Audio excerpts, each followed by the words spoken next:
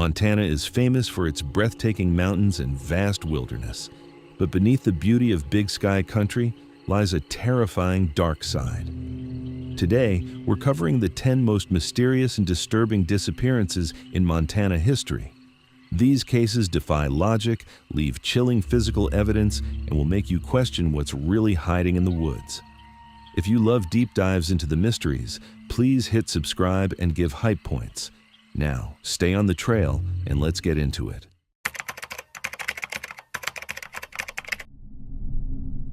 There's a particular kind of quiet you only find in the high country of Montana.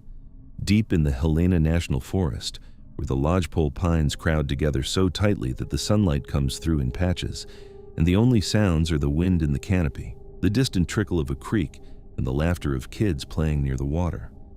It feels safe. It feels like the kind of place where nothing bad could ever happen. That's exactly what makes this story so unsettling. Because on a perfect summer afternoon in June of 1983, in one of those quiet, sun-dappled meadows in the Elkhorn Mountains, a 4-year-old girl in a purple jogging suit was playing with her friends. She was steps away from adults. She was in a clearing. There were no roads nearby, no strangers around, no obvious danger anywhere.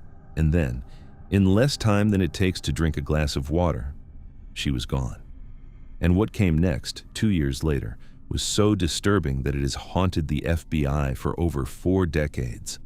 Let's set the scene properly. We're talking about June 25th, 1983, the Helena National Forest, specifically a remote, beautiful little pocket of wilderness near Maupin Creek, deep in the Elkhorn Mountains. If you've ever been to this part of Montana, you know what it looks like.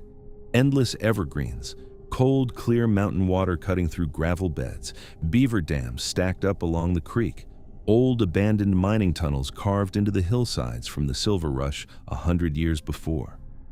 It's the kind of place where you could spend an entire afternoon and not see another human being. That day, though, there were people, quite a few of them. A picnic was underway. Families were spread out in the meadow, eating, talking, watching their kids. The atmosphere was exactly what you'd want from a summer Saturday in the Montana mountains. Warm, safe, loud with the sound of children playing, and right in the middle of all that was Nylene. Nylene K. Marshall was 4 years old, just a little over 3 feet tall. She was wearing that purple jogging suit, the one her family would describe over and over again in the days and weeks to come. She wasn't an adventurous kid prone to wandering off. She was a tiny, curious preschooler who'd come up with her mother for a fun day in the woods.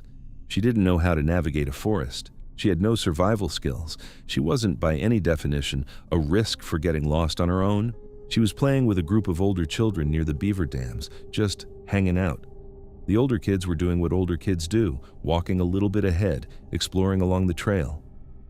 Nylene was trailing behind them, just a few steps back. It was somewhere around 4 in the afternoon. Then the older kids turned around to check on her, and she was gone. No scream, no splash, no cry, no rustling in the brush, nothing. Just an empty trail where a 4-year-old had been a moment before. The panic was immediate. The older kids ran back to the adults. The adults started calling her name. Nothing. They spread out across the meadow into the trees. Still nothing. Word spread to the other families at the picnic. Within minutes, you had a full-scale search happening with everyone who'd been there.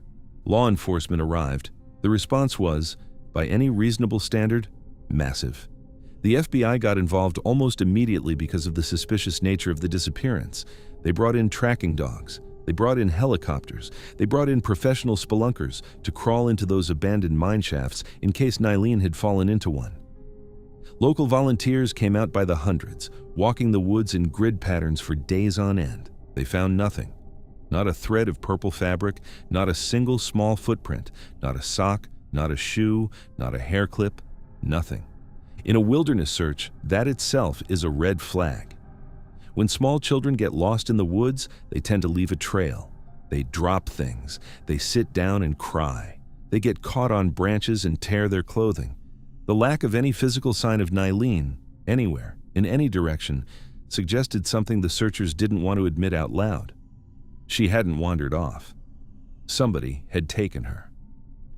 And then, about 2 years later, somebody confirmed it.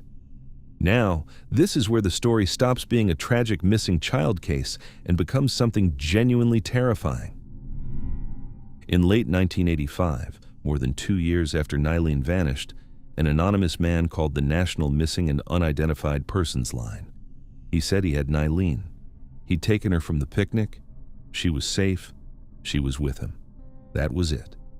Then, in early 1986, a typewritten letter arrived, postmarked from Madison, Wisconsin, and the letter changed everything. Because the man who wrote it knew things. He knew specific, very detailed information about the disappearance that had never been released to the public, the kind of holdback details that police deliberately keep secret so they can separate genuine leads from hoaxers. The investigators who read that letter became convinced almost immediately that this was not a prank. This was the abductor.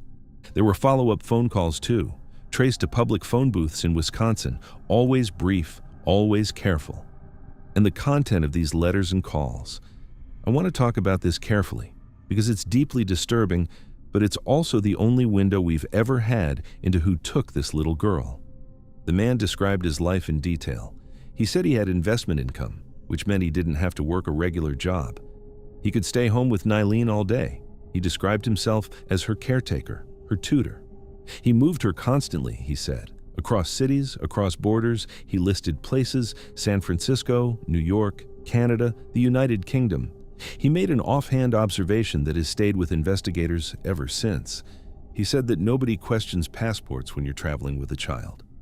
And then, in the same letters, he described things he was doing to her, horrific things, grooming behaviors. He described horrific psychological and physical abuse, dressed up by him in warped language that suggested he believed it was an expression of love. He insisted, in his own deeply broken framing, that he was somehow protecting her. He claimed he loved her. He said she was his. This was not a hoax. This was a confession. And then, just as suddenly as the letters started arriving, they stopped. All right? Let's pull back and actually look at this, because the more you examine this case, the more it doesn't add up the way a normal disappearance would. First problem: the silence. Nylene vanished from a forested area within seconds. There was no scream. Now, think about that. If a 4-year-old wanders off and falls into a creek, you hear a splash. If she trips into a mine shaft, you hear rocks. If she's attacked by a wild animal, there is blood, there is fabric, there are signs of a struggle. There is always something. If she ran off voluntarily into the woods, you hear footsteps in the underbrush. You hear branches breaking. A 4-year-old is not a stealthy creature. There was none of that. None. The silence is the loudest piece of evidence in this entire case, and what it tells you is that whoever took her didn't drag her away kicking and screaming. They picked her up, quickly, cleanly, with either a hand over her mouth or, more chillingly, in a way that didn't immediately alarm her, which leads to problem number 2, the watcher. If you accept that Nylene was abducted, and the evidence really doesn't let you accept anything else, then somebody was in those woods that day, somebody who wasn't part of the picnic, somebody who was positioned close enough to the trail to grab a child in seconds, but hidden well enough that none of the adults noticed them. Think about what that means. That means somebody had been watching this family. Maybe for hours, maybe just for a few minutes, but long enough to learn the rhythm of the group, identify the moment of opportunity, and execute the snatch in under a minute. This wasn't random. This was patient. And here's where it gets worse. There was actually a clue about this watcher, and it had come in even before the abduction. Witness testimony from other children at the picnic placed an unidentified adult man in the woods that day. A man in a jogging suit. They said he had spoken to Nylene. So whoever took her had likely already made contact. He'd already evaluated her. He'd already been seen, just not by anyone who realized what they were seeing until it was too late. But the biggest logic gap in this entire case isn't the abduction itself. It's the letters. Think about this for a second. You commit what is, from a criminal's point of view, the perfect crime. You snatch a child from the deep woods in seconds. You leave no physical evidence behind. There are no witnesses who can identify you. The trail goes cold immediately and stays cold. 2 whole years pass. You have completely, totally gotten away with it. So why on earth would you write a letter? Why would you call a missing persons hotline? Why would you taunt the police? Why would you take the enormous risk of mailing a typed letter from Madison, Wisconsin, knowing that postmarks can be traced, knowing that typewriters have unique characteristics, knowing that public phone booth calls can be narrowed down geographically? There are really only 2 explanations, and both of them are horrifying. The first is that the writer wasn't actually the abductor, that this was a sick true crime obsessive, someone who'd read enough local news to extrapolate the unreleased details, someone who got off on impersonating the kidnapper of a missing little girl. If that's the case, then Nylene most likely died in the Elkhorn Mountains in 1983, and her body is somewhere in one of those abandoned mine shafts that the spelunkers couldn't fully access, lost forever. The second explanation is worse. The second explanation is that the writer was exactly who he said he was, that he wrote those letters not despite the risk, but because of it. Because he wanted somebody to know how clever he'd been, because he wanted somebody to know what he was doing to her, because he was, in his own deeply broken way, proud. If that's true, then everything he wrote was real. The travel, the fake identities, the constant moving, the grooming, all of it. And then, in 1997, more than a decade after the letters stopped, a hospital in New Orleans had a strange encounter. A pregnant 19-year-old came in for treatment. She gave her name as Helena. She bore a strong resemblance to age-progressed images of Nylene. She was with an older man. When the hospital staff asked for identification, the pair got up and walked out. Helena National Forest. A 19-year-old, the exact age Nylene would have been, with an older man traveling without ID. It might be nothing. It might be everything. So where does that leave us all these years later? Nylene K. Marshall, if she's alive, would be in her mid-40s now. She would have spent her entire life living under a false name, with false memories, raised by the man who took her from her family on a summer afternoon. She might not even know she's missing. She might not remember Montana, or the beaver dams, or the purple jogging suit, or her mother calling her name through the trees. Or, more likely, she died decades ago in those woods, and a hoaxer in Wisconsin spent 2 years putting cruel words in the mouth of her killer. There is no resolution. There has never been an arrest. The man in the jogging suit was never identified. The typewriter was never traced. The letters stopped. The phone calls stopped. The trail went cold, and has stayed cold for over 40 years. What we are left with is a sunny afternoon in the Montana mountains, a group of children laughing along a trail, and a moment of quiet so small you could miss it. A 4-year-old turns a corner, the older kids look back, and the trail is empty.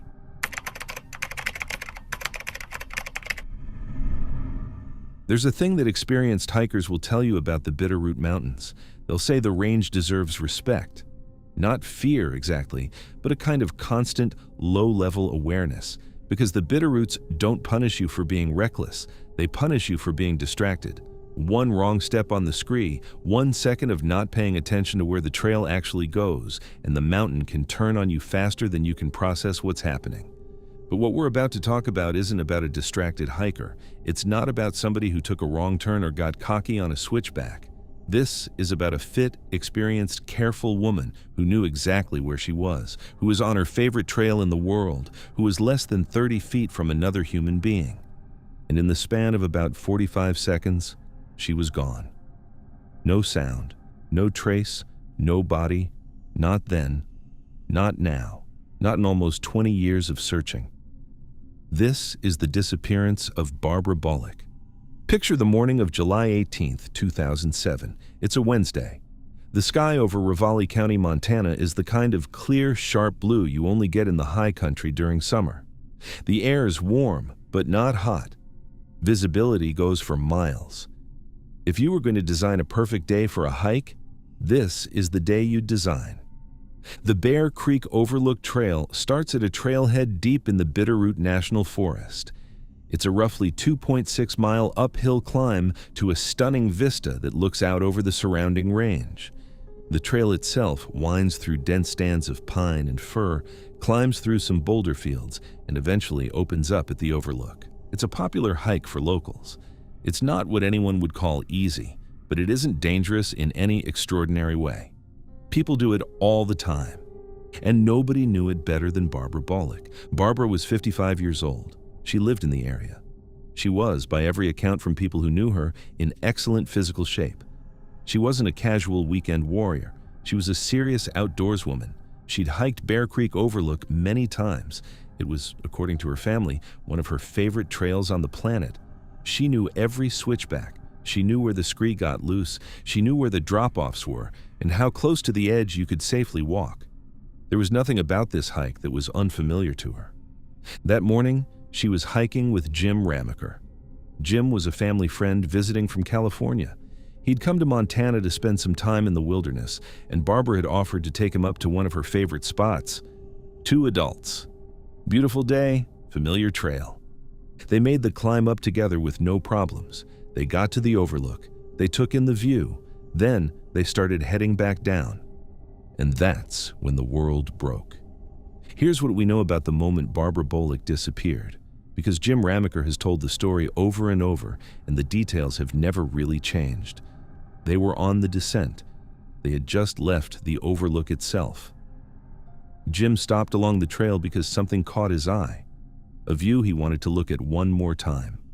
He stepped over to the edge, or near the edge, and turned his back on the trail to take it in. Barbara was behind him, by his estimate, less than 30 feet away. He could hear her. She wasn't doing anything unusual. She was just there, on the trail, where she'd been the whole time. Jim looked at the view for 45 seconds, maybe a minute, no more than that. Then he turned around to say something to Barbara, and the trail was empty. Now, I want you to actually try to feel that moment. Imagine you're Jim. You've been hiking with a friend for hours. You can hear her breathing, hear her footsteps on the trail.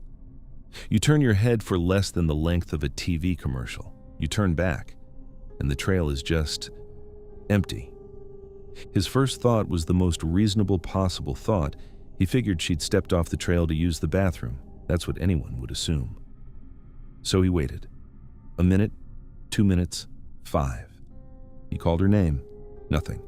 He started walking back along the trail, checking behind trees, looking off the edges, calling louder. Nothing. He ran back down the trail. He drove for help. By that evening, Ravalli County Search and Rescue was in the field. Within 24 hours, you had professional trackers, K-9 units, helicopters in the air, and ground teams working the area in coordinated sweeps.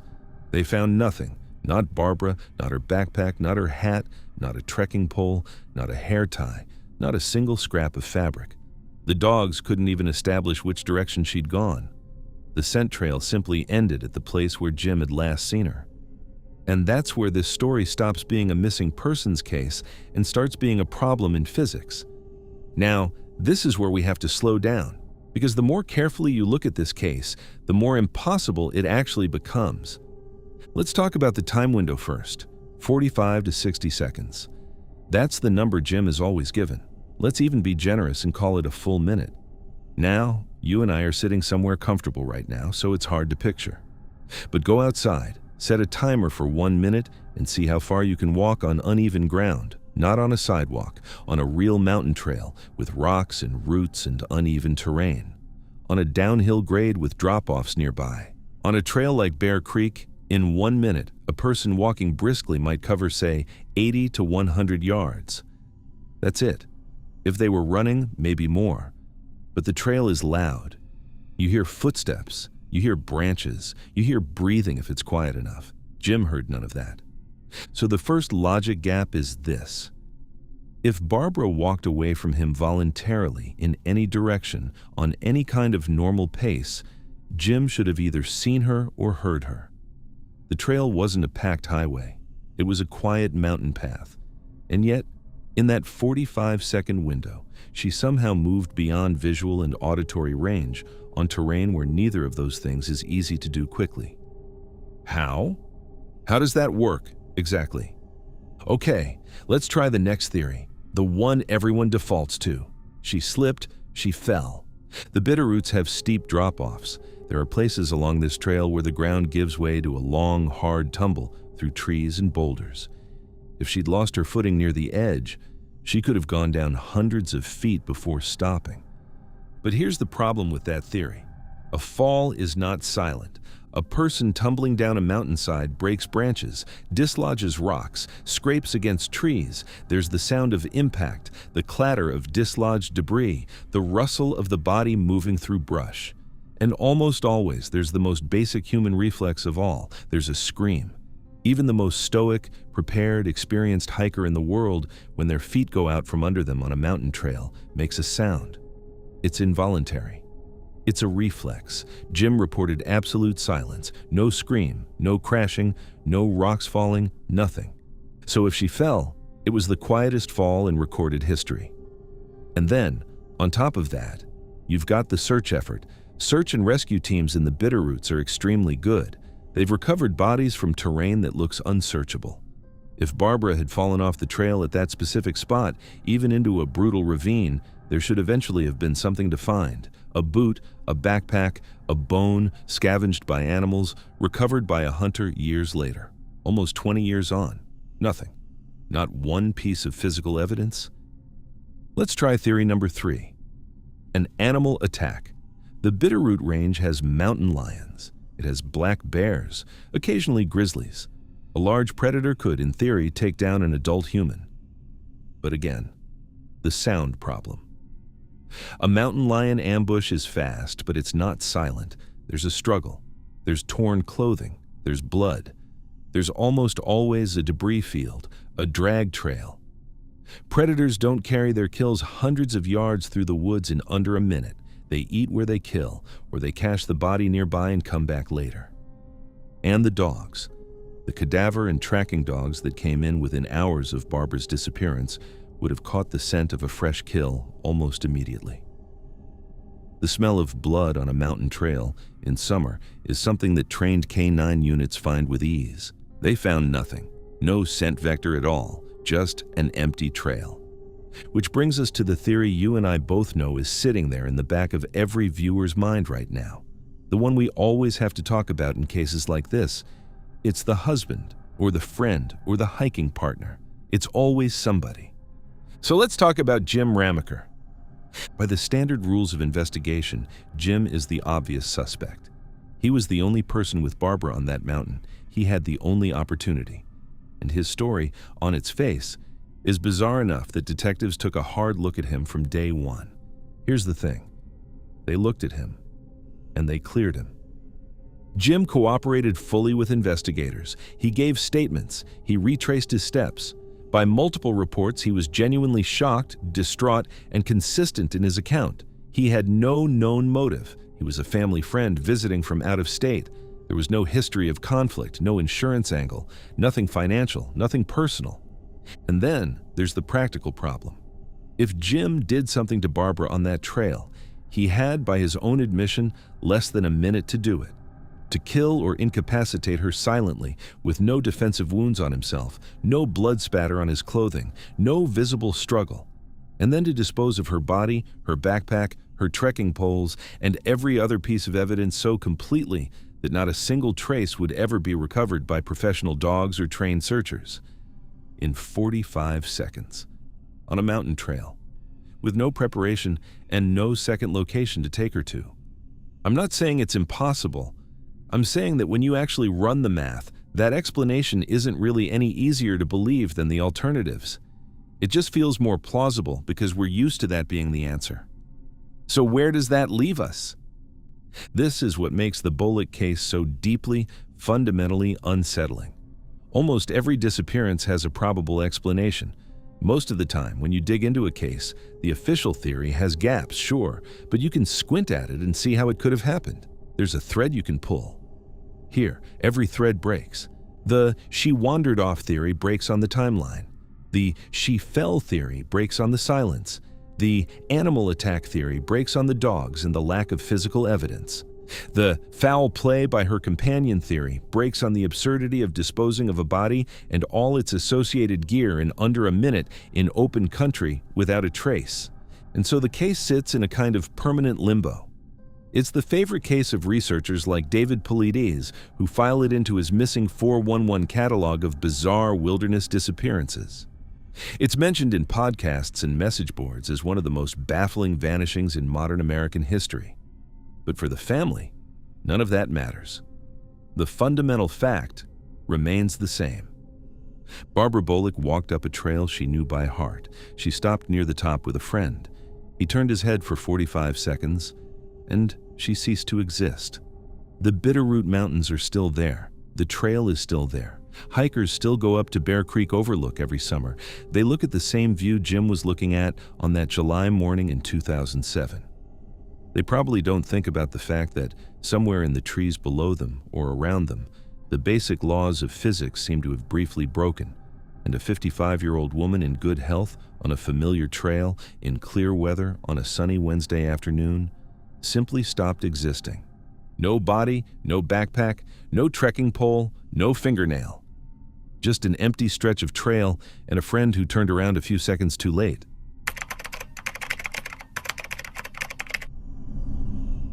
There's a reason they call them the Crazy Mountains. Local lore offers a couple of different origin stories for the name. One version says a woman lost her family to a violent attack out there in the 1800s, and the wilderness drove her mad. Another version says the early settlers just took one look at the place and decided it was, in plain English, crazy country. Either way, the name stuck for a reason. The Crazies aren't like the other mountain ranges in Montana. They don't roll, they don't sweep, they erupt straight up out of the plains like something is trying to claw its way out of the earth. Jagged peaks, sheer rock walls, loose scree, drainages that don't make sense until you're trapped in one, and weather that can turn from a perfect autumn afternoon into a whiteout blizzard in the time it takes you to drink a cup of coffee. People who hunt these mountains respect them. People who don't get hurt. And in September of 2014, a 38-year-old hunter named Aaron Hedges walked into the Crazies with a hunting party. And what he did, or what was done to him in the days that followed, is one of the most physically baffling cases ever recorded in the American West. Let me introduce Aaron properly, because the impossibility of this case begins with who he was. Aaron Hedges was 38 years old from Bozeman, Montana. He was not a tourist. He was not a casual recreational hunter. He was a deeply experienced outdoorsman, a serious bow hunter who'd spent years in the Montana backcountry. He knew the Crazy Mountains. He'd been in there before. He understood what the weather could do. He had the gear, the skills, and the conditioning to handle himself in difficult terrain. He and two friends had planned a week-long elk hunt. They were going in with pack horses and mules, because that's how you do a serious hunt in country like this. You can't just hike in for a day. You set up a deep country camp, you cache supplies, you work the drainages methodically over multiple days. Their target area was a triangle of high country lakes deep in the Custer-Gallatin National Forest. Campfire Lake, Moose Lake, Sunlight Lake. It was September 5th when they rode in. The weather was beautiful. Temperatures in the 50s and 60s, clear skies, a perfect Montana autumn. 2 days later, everything would go sideways. Here's what we know about the moment the trip turned. On September 7th, the hunting party ran into a problem with one of their pack animals. They had to adjust their plans. Aaron volunteered to head north on his own to retrieve some additional supplies from a cache the group had set up the previous year. The plan was simple. He'd ride out, grab the cache, and meet his friends back at a designated rendezvous point later. He left.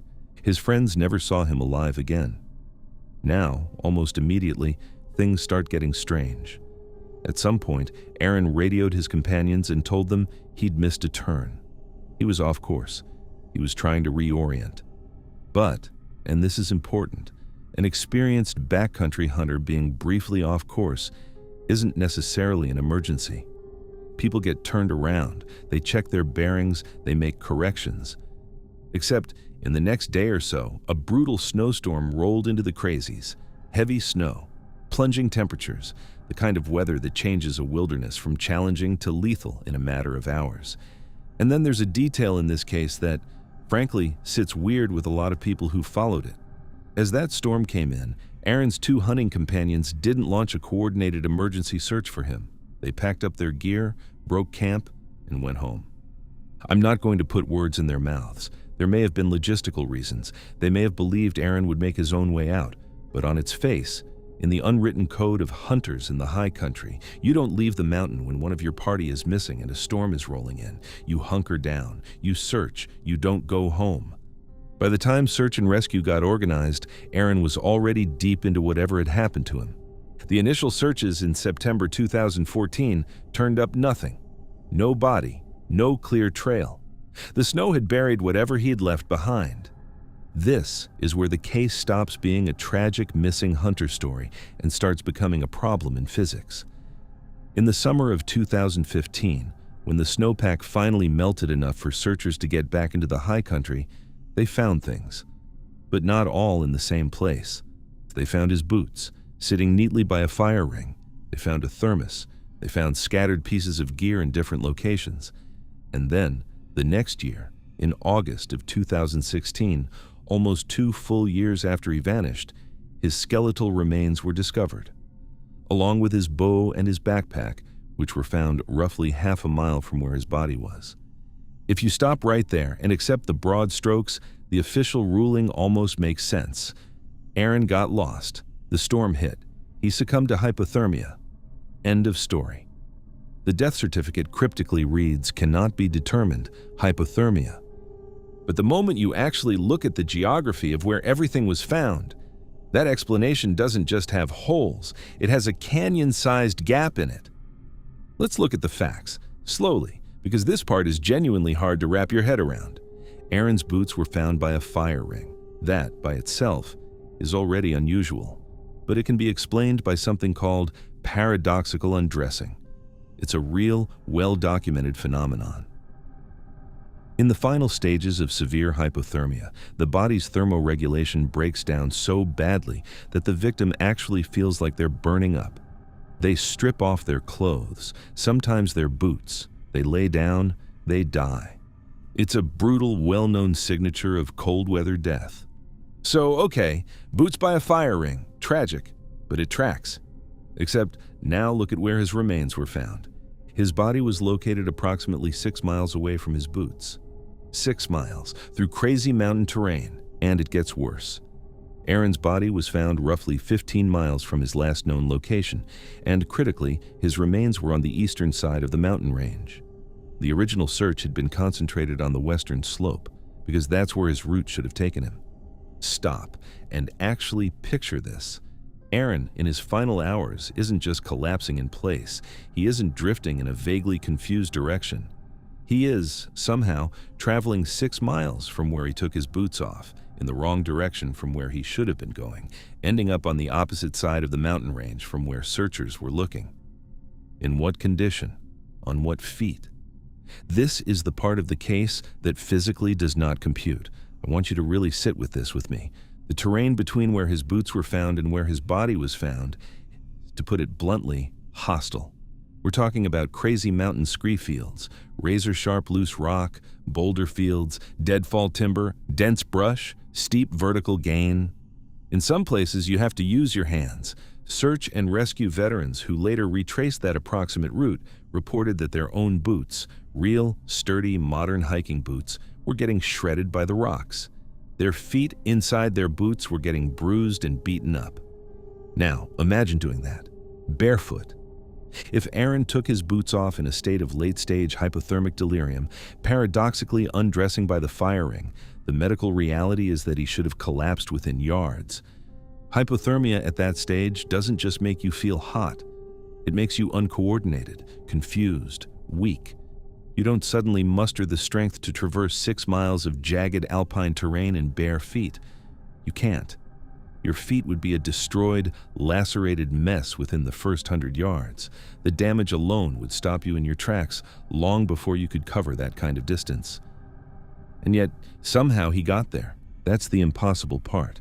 That's the part nobody has ever been able to fully explain. Let's actually break down the possible theories, because this is where the case really starts to twist. Theory 1. Pure paradoxical undressing. He took his boots off, lost his mind to the cold, and stumbled to where his remains were found. Problem: the distance, the terrain. The injuries to his feet that should have made forward motion impossible. Late-stage hypothermia victims do not become ultra-marathon runners. They become uncoordinated. They fall. They die close to where they undressed. Theory 2. He took his boots off intentionally, not because of hypothermia, but to change footwear. Maybe he had a second pair of shoes stashed in his cache that he was trying to reach. In this version, he wasn't delirious when he ditched the boots. He was making a conscious, if questionable, decision. This would partially explain how he managed to keep moving for miles afterward. Problem. We don't actually have evidence of a second pair of shoes being recovered with him, and it doesn't really explain why his bow and backpack were dropped half a mile from where his body finally came to rest. That kind of staggered shedding of gear is the signature of someone disintegrating, not of someone executing a plan. Theory 3. The one that some people in the hunting community have whispered about for years. That whatever happened to Aaron Hedges in those mountains wasn't just bad weather and a wrong turn. That the strange behavior of his companions, packing up and heading home as the storm hit instead of searching, plus the impossible geography of his recovered gear, suggests something more than a simple wilderness accident. Problem. There's no physical evidence of foul play, no blunt force trauma noted on the remains, no clear forensic signature of homicide, just a death certificate that essentially throws its hands up and says, "We don't know." And honestly, that's where this case has been sitting for over a decade now. We don't know. We have the physical evidence scattered across miles of mountainside, painting a picture that the human body shouldn't be able to produce. And we have an official explanation that, when you press on it, doesn't quite hold the weight of what was actually found out there. Aaron Hedges died less than a quarter mile from a location where, if he just kept going a little further, he could have reached help. He could have been rescued. That detail might be the cruelest part of the whole thing. The mountain didn't quite finish him. He almost made it. And then, somehow, after walking miles barefoot through terrain that should have stopped him in his tracks, he stopped. Right there. Almost in sight of safety. So what do we actually have? We have a 38-year-old, experienced, well-equipped hunter who knew these mountains. We have him separating from his group on a routine errand. We have a confused radio call about a missed turn. We have a storm. We have silence. And then, scattered across miles of impossible terrain, we have his belongings. Boots by a fire ring, thermos, bow and pack, and finally, his remains on the wrong side of the mountain, 6 miles from his boots, with no explanation for how a barefoot, hypothermic man could have gotten there. The crazy mountains are still out there. They still earn their name. Hunters still ride into that country every fall, and most of them come back out. But Aaron's case is the one that gets passed around in hunting camps when the fire burns low and somebody starts talking about the country itself, about how some places out there don't follow the rules. Officially, this was an exposure death, off the record, in the hunting community, in the search and rescue community, in the corners of the internet where people argue about wilderness disappearances. This case is something else. It's a paradox. It's a problem nobody has solved. An expert, vanishing into the snow, leaving behind a trail of breadcrumbs that, if you actually follow them on a map, leads straight into a place the human body shouldn't have been able to go. The mountain kept its secret, and the death certificate, in the end, just admitted what everyone already knew: cannot be determined.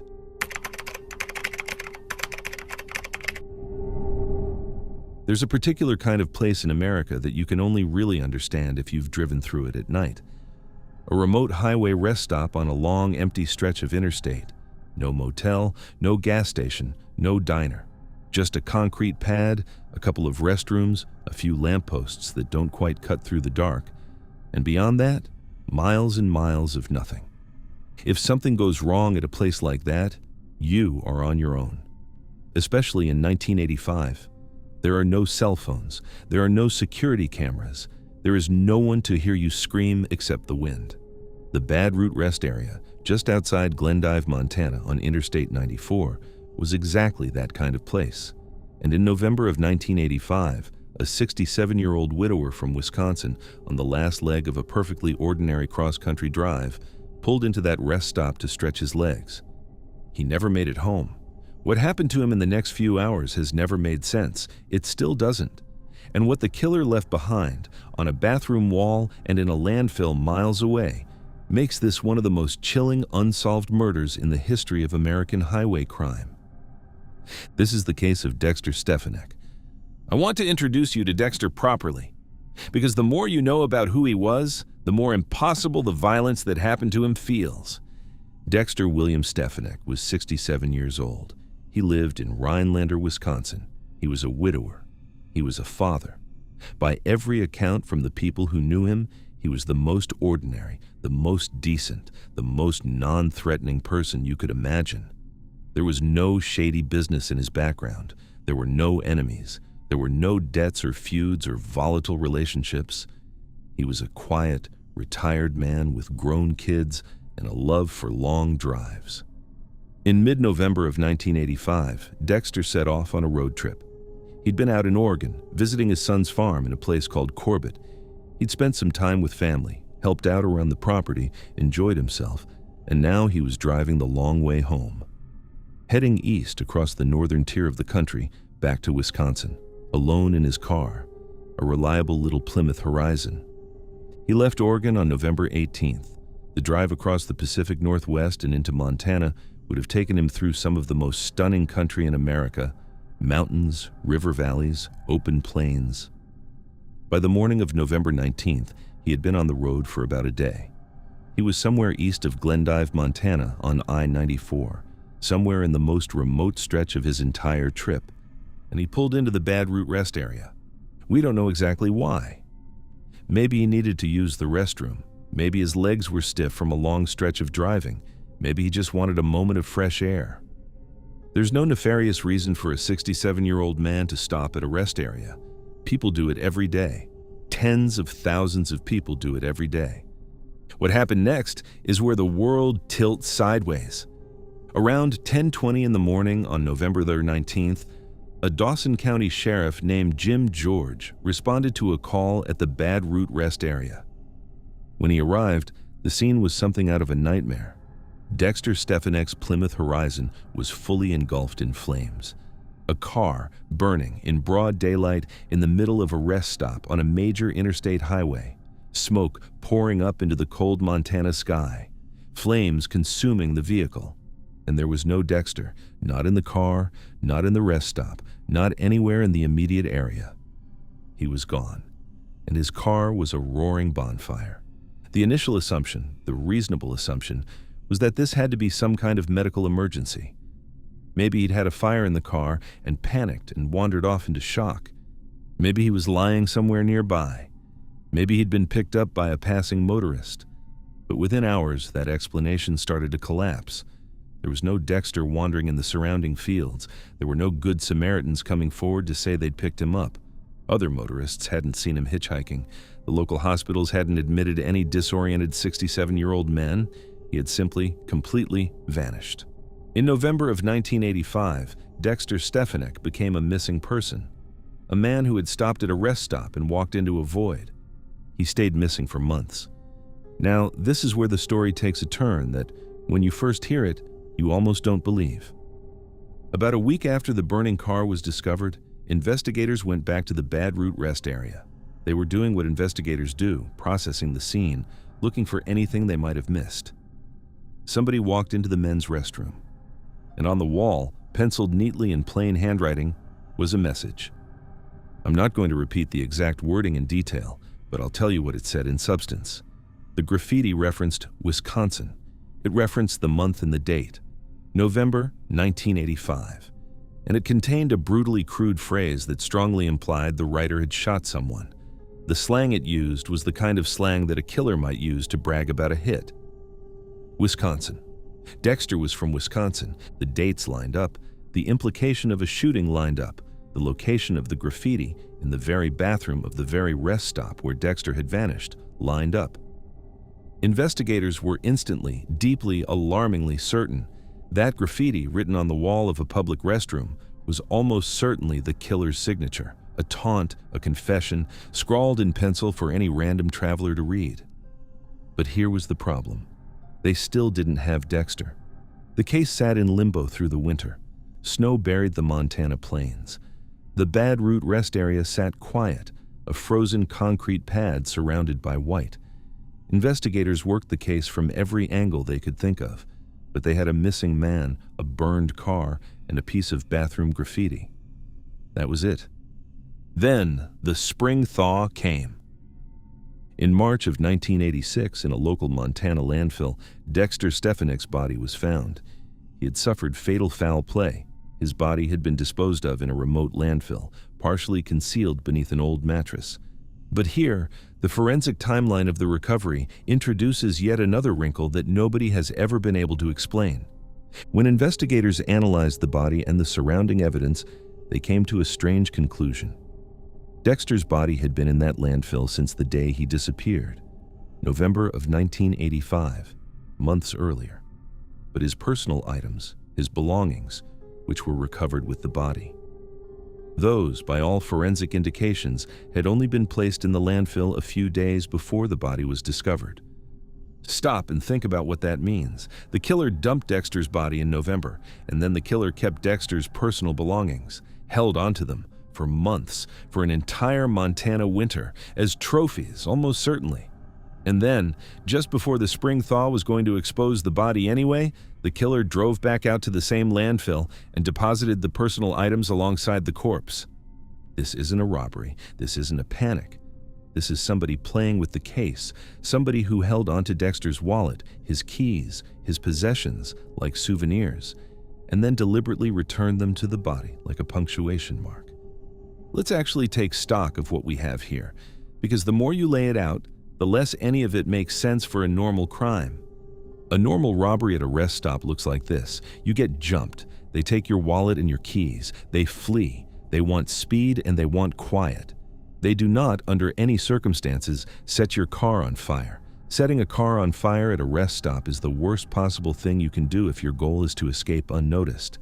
A burning car is a beacon. It will summon every state trooper and fire crew within 50 miles. It is the exact opposite of getaway behavior. So why did the killer torch the car? The two reasonable answers are both unsettling. Maybe the car contained forensic evidence so damning that the killer had to destroy it. Blood. Fingerprints. Something that would have linked them.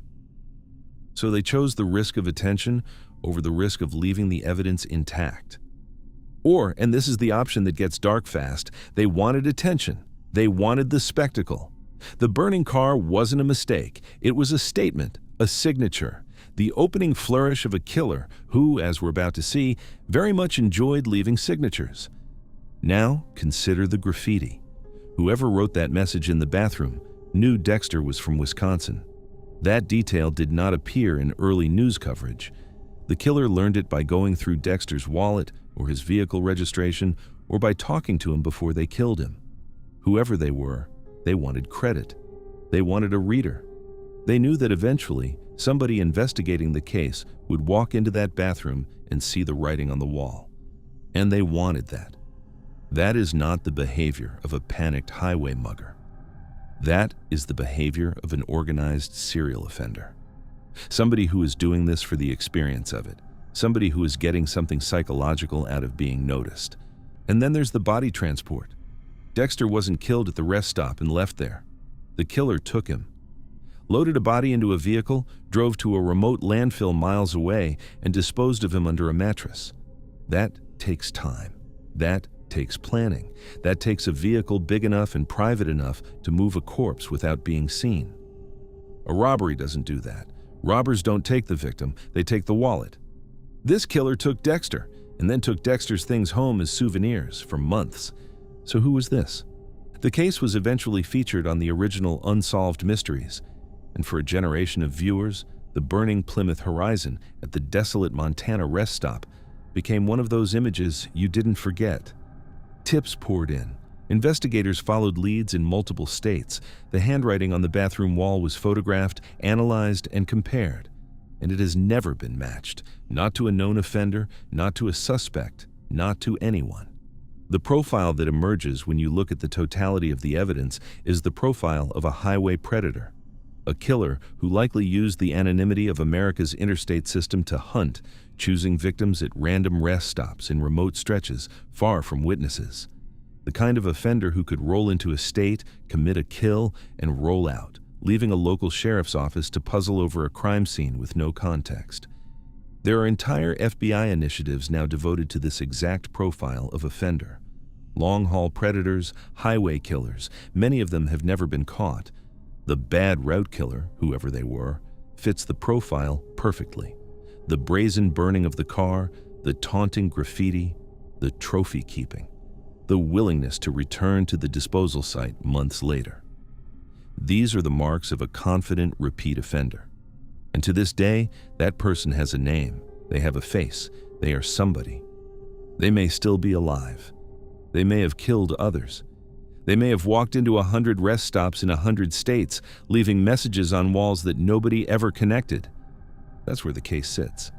A widower from Wisconsin, finishing a visit with his son, drove east through the Montana morning on a Tuesday in late November. He pulled into a rest area. He probably walked into the men's room. He probably stretched his back, looked out at the long empty plains, breathed the cold air. And somewhere in that ordinary moment, a man with a handgun and a strange need to be witnessed stepped into his life. The car burned. The body went into a landfill. The wallet went home with the killer. And on a bathroom wall, in plain pencil, a confession sat unread for almost a week, waiting for somebody to find it. Dexter Stefanik was 67 years old. He loved his family. He was just driving home. And somewhere out there, on some road in some state, the person who killed him may have walked into another rest stop the next year, and the year after, and the year after that, picking up another pencil, writing another message, lighting another fire on the side of another empty highway. The Bad Route rest area is still there. You can pull in tomorrow if you want, stand on the concrete, look out at the plains, try to picture November 19th, 1985, a blue Plymouth horizon, a 67-year-old man, a clear, freezing Montana morning, and the killer, watching from somewhere just beyond the edge of the lights, already deciding how the story would end.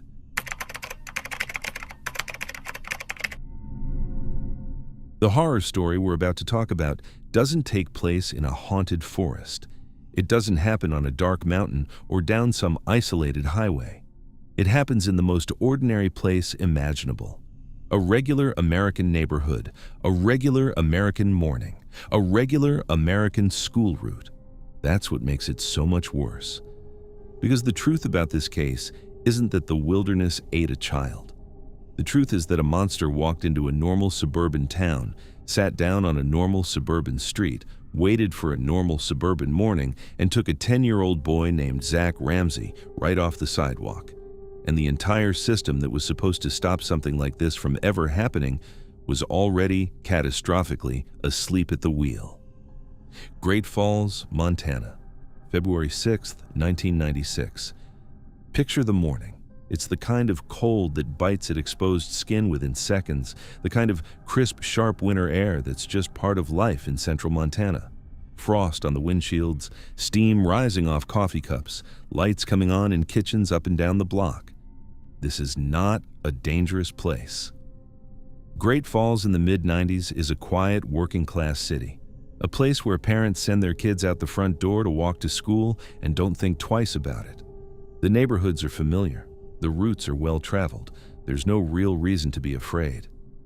That morning, in one of those houses, a 10-year-old boy named Zachary Xerxes Ramsey was getting ready for school. His family called him Zach. He was small for his age. Around 4 feet tall, about 100 pounds, bright brown eyes, brown hair, dimples. He had scars between his eyebrows and on one arm, the kind of marks any energetic kid picks up along the way. He wore glasses, but he didn't have them on him that morning.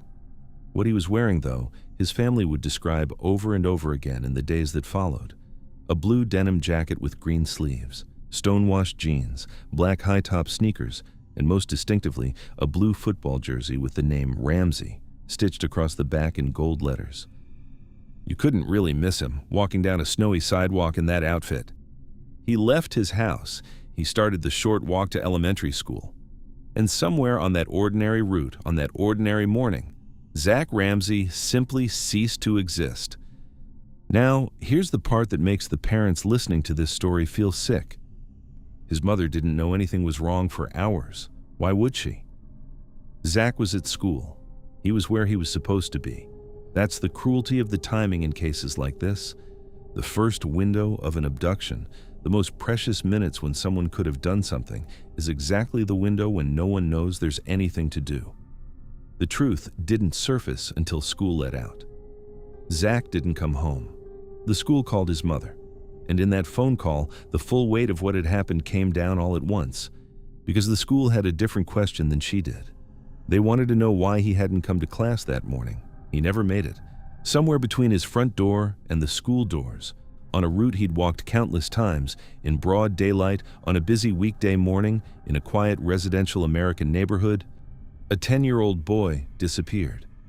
The response was immediate and massive. Community volunteers fanned out. Police canvassed every house. They walked the route. They re-walked the route. They knocked on doors. They asked the same questions over and over. Did anyone see Zach? Did anyone hear anything? Did anyone notice an unfamiliar car? And the investigation, slowly, methodically, started narrowing. There was a house on that route. An ordinary house with an ordinary occupant. A man named Nathaniel Bar-Jonah. He'd recently moved to Great Falls to live with his mother. The moment detectives started running his name through national databases, what came back changed the entire shape of the case. Because Nathaniel Bar-Jonah wasn't just some guy. Nathaniel Bar-Jonah had a documented history in Massachusetts that should have, by any rational standard of public safety, made it impossible for him to be living anywhere near an elementary school route in any state ever again. Back in the late 1970s, in Worcester County, Massachusetts, Bar-Jonah had pled guilty to crimes including kidnapping, attempted murder, and impersonating a police officer. The victims were children, boys. He had a documented history of abducting and committing lethal violence against young boys. The Massachusetts justice system, through a plea deal, ultimately allowed him to leave the state and relocate to Montana to live with his mother, with no monitoring, no registry, no flag, no warning to the community he was moving into. In 1996, when Zach Ramsey walked out of his house on that February morning, Montana law enforcement had absolutely no idea who was actually living a few doors down from Zach's school route. That, right there, is the first and most devastating logic gap of this entire case. Now, this is where the case stops being a tragic disappearance and turns into something genuinely difficult to talk about. Because once detectives finally got into Bar-Jonah's residence, what they found was, by every account, beyond the boundaries of normal human comprehension. Investigators recovered personal journals, written in code. When investigators eventually managed to decrypt them, what those journals contained was so horrifying that it has stuck with everyone who worked on this case for the rest of their lives.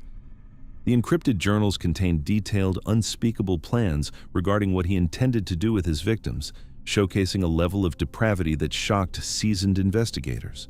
The titles were grotesque, the contents worse. I'm not going to repeat the specific phrases here. They exist in court records and journalism on this case if anyone needs to verify them, but I don't think they need to be in this story. What's worse is what neighbors began telling police as the investigation widened. Investigators uncovered deeply unsettling accounts from neighbors regarding Bar-Jonah's behavior and the gatherings he hosted in his backyard during this time.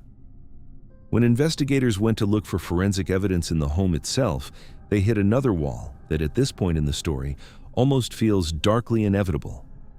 Furthermore, investigators discovered that suspicious, extensive emergency plumbing work had recently been required at the property. I'll just let that sit there. You can do the rest of the math yourself. Now, here's where you'd expect the case to land. A documented child predator with a violent criminal history, living directly on a missing 10-year-old's walking route, encrypted journals describing the consumption of children, neighbors reporting strange-tasting meat, plumbing that had to be entirely replaced. You'd expect a conviction, you'd expect closure, you'd expect, at the very least, an answer for Zach's family. That's not what happened. Let's talk about why. Because this is the second logic gap, and it might be the most painful one. When investigators searched the property, they did find biological evidence. They found bone fragments. They found human hair in the kitchen. And then DNA testing came back. The bone fragments did not belong to Zach Ramsey. They belonged to a different child. An unidentified African-American child, somewhere between the ages of 8 and 13. A victim nobody had reported. A victim who didn't appear in any missing persons database that investigators could connect to the property. A victim who, to this day, has never been identified. I want you to stop and feel the weight of that for a second, because the discovery of those bone fragments confirms with grim certainty that Nathaniel Barjona had at least one other victim that the world doesn't even have a name for. Somewhere, another family lost a child, and nobody connected it. Nobody knew. That child is still nameless, still a list of fragments in an evidence locker. But for the specific case of Zach Ramsey, this created a courtroom nightmare. Prosecutors had everything they could possibly want, except the one thing the law absolutely demands. They didn't have a definitive forensic link between Barjona's residence and Zach's body. No remains, no DNA match, no murder weapon, no confession. And then, in a development that I genuinely don't know how to convey with the appropriate amount of compassion, Zach's mother refused to accept that her son was dead. She insisted, against all of the horrifying evidence around her, that Zach was alive, that he had been taken somewhere else, that he was being held. She refused to testify that she believed him dead. You cannot prosecute a murder without a victim, and the victim's own mother was on record saying she believed her son was still living. The murder charges against Barjona for Zach Ramsey were ultimately dismissed. Barjona was eventually convicted on entirely separate charges, including kidnapping and assault on another child in the area, a teenage neighbor. He received a 130-year sentence. He never confessed to anything related to Zach. He never gave the Ramsey family answers. He never told anyone what he had done or where Zach was or what had happened to that unidentified child whose bones were found on his property. In April of 2008, Nathaniel Barjona was found unresponsive in his prison cell. He was pronounced dead at a hospital later that morning. Cause of death, a blood clot, heart attack, whatever he knew, whatever he had done, whatever rooms in his memory contained the answers Zach's family needed. All of it went with him. In 2011, despite his mother's continued objections, a judge formally declared Zachary Ramsey legally dead. So let's look at all of this together, because the system failures in this case stack on top of each other in a way that's almost hard to comprehend. Nathaniel Barjona committed violent documented crimes against children in Massachusetts. The Massachusetts justice system allowed him to relocate to Montana through a plea deal. Montana had no idea who he was, because in the mid-1990s, there was no functional national system to share that information across state lines.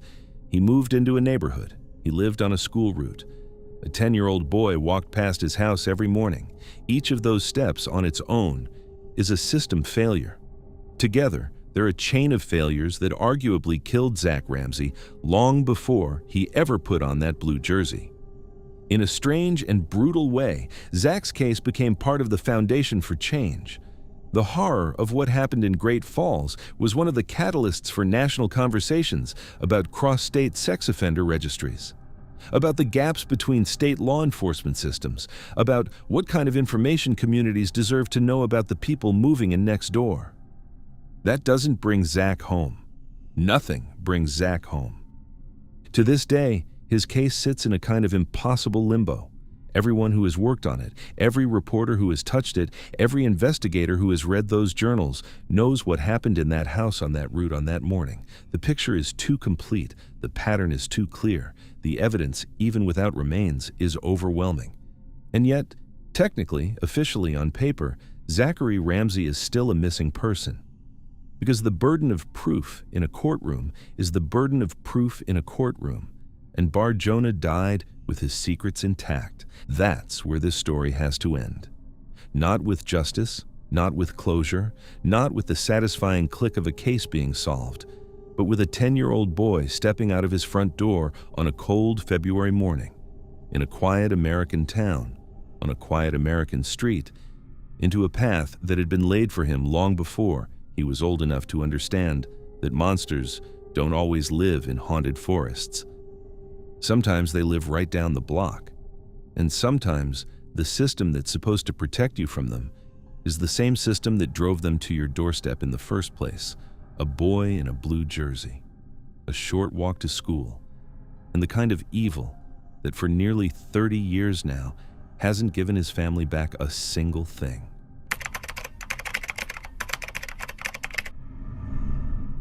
I want you to imagine a place that, to a modern set of eyes, almost doesn't seem real. It's early spring of 1966, Missoula, Montana.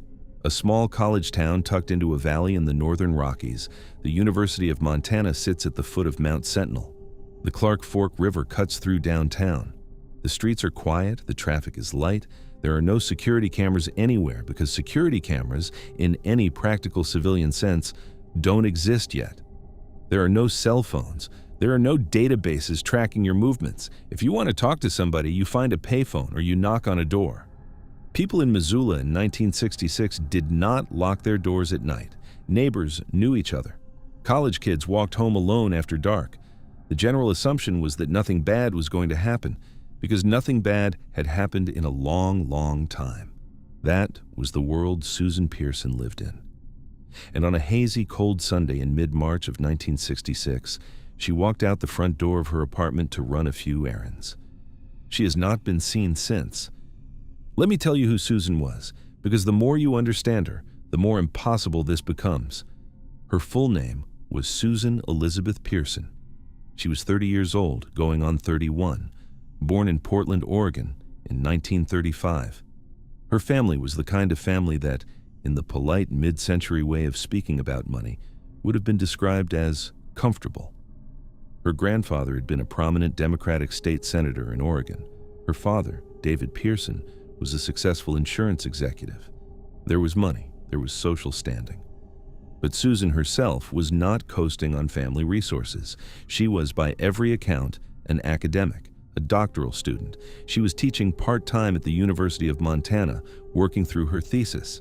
Her field, depending on which source you trust, was somewhere in the social sciences. Her father later described her work as an anthropology essay. She was meticulous, organized, responsible. The kind of person who showed up when she said she would show up. The kind of person who didn't blow off her commitments. She had an apartment at 160 Strand Avenue in Missoula. She had a beloved pet cat. She had a small but consistent social life, including a friend named Susan King, a local nightclub singer. Now there's one detail about Susan's emotional state in the days before she vanished that we need to be honest about. According to her friend Susan King, in the days leading up to the disappearance, Pearson was not herself. She was nervous. She seemed depressed. King would later describe her as agitated, saying, "It was just a different Sue."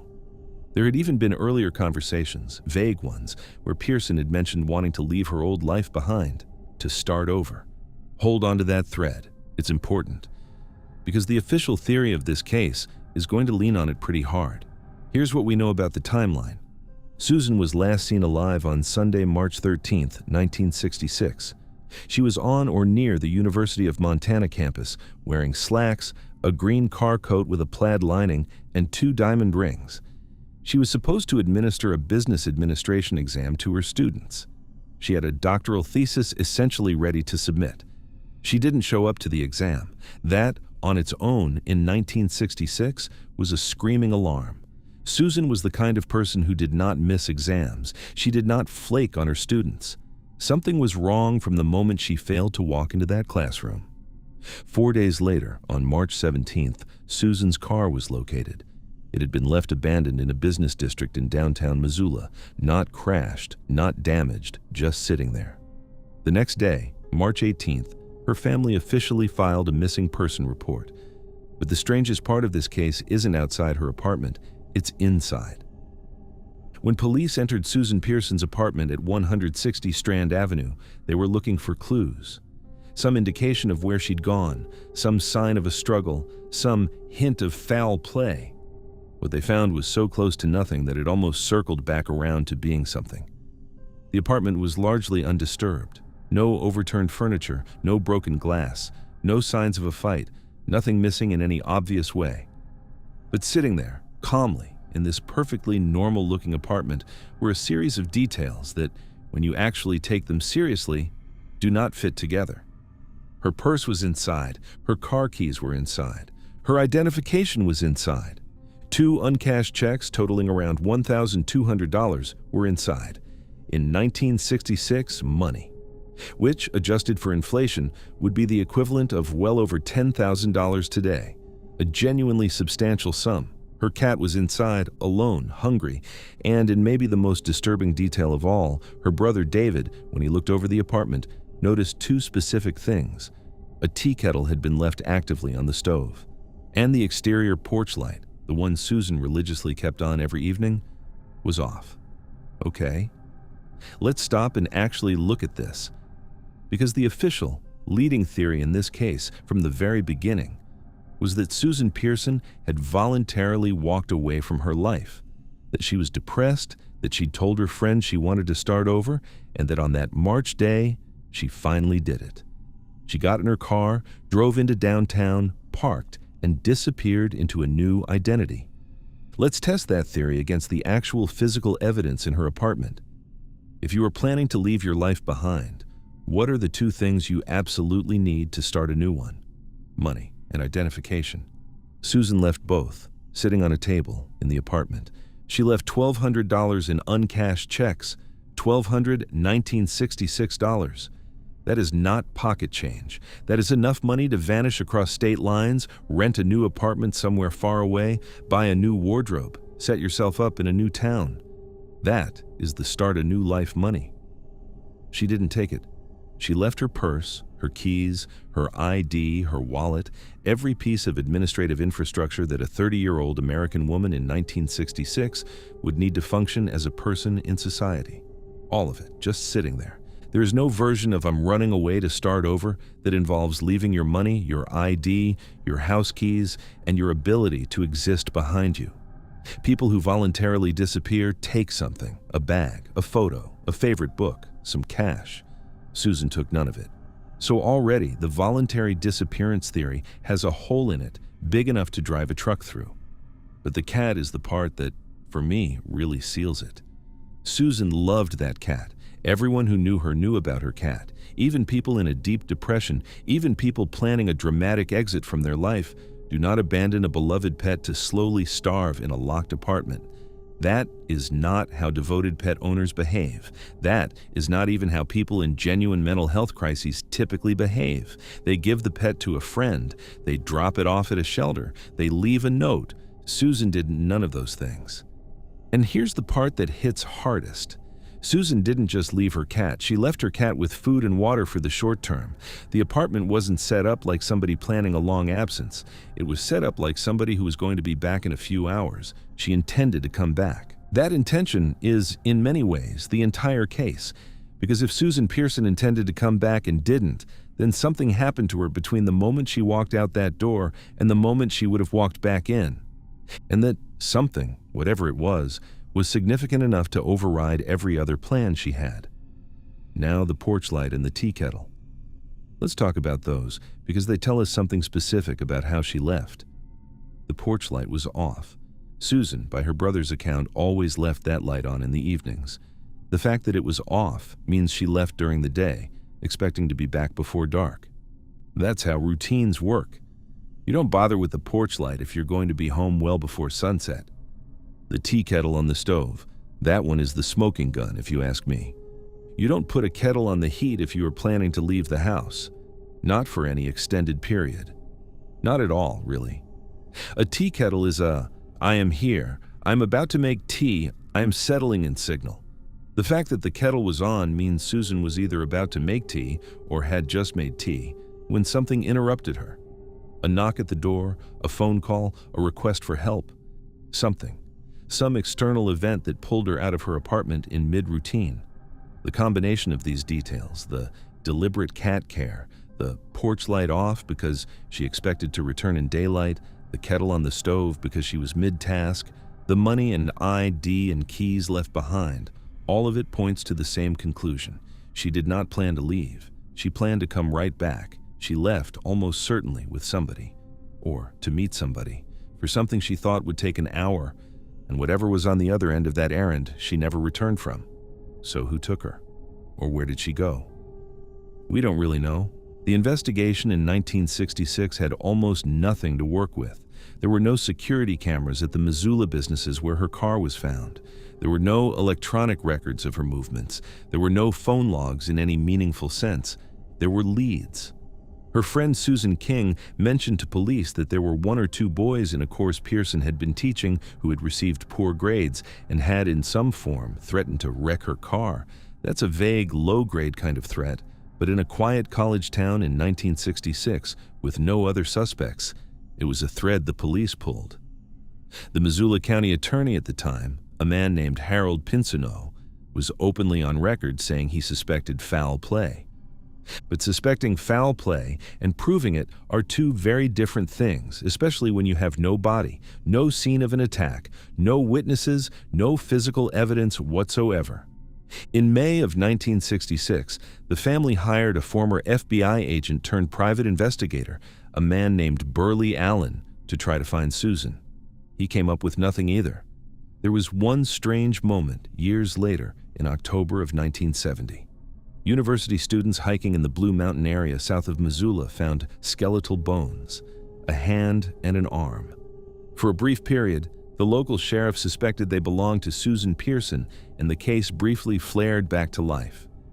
The bones turned out to be from a bear. The case went back to sleep, and it has been sleeping, more or less, ever since. Susan Pearson would be 90 years old today. The chance that she is still alive somewhere, having quietly lived out the past 6 decades under a different name, is essentially 0. The math doesn't work. The age doesn't work. The disappearance was too clean, the abandonment of her own life too total for the fresh start theory to hold up in the long term. What is much more likely, what almost has to be the truth, is that Susan walked out of her apartment on March 13, 1966, on what she believed was a short errand, and never made it back. Somebody intercepted her, somebody she may have known, somebody she may have trusted, or somebody who, in a quieter, less surveilled America, was able to act on her in broad daylight and disappear her without leaving a single witness behind. The Missoula of 1966 is not the Missoula of today. The town has grown. The campus has changed. The neighborhoods have been built up and torn down and built again. The apartment at 160 Strand Avenue still exists. Other people have lived there. Other people make tea there now, probably. But somewhere in the records, somewhere in the silent corners of that town's history, sits the image that has haunted this case for almost 60 years. A purse left on a table, 2 uncashed checks beside it, a pair of car keys nobody picked up, a tea kettle going cold on a stove, and a cat sitting in the window waiting for a woman who was never coming home.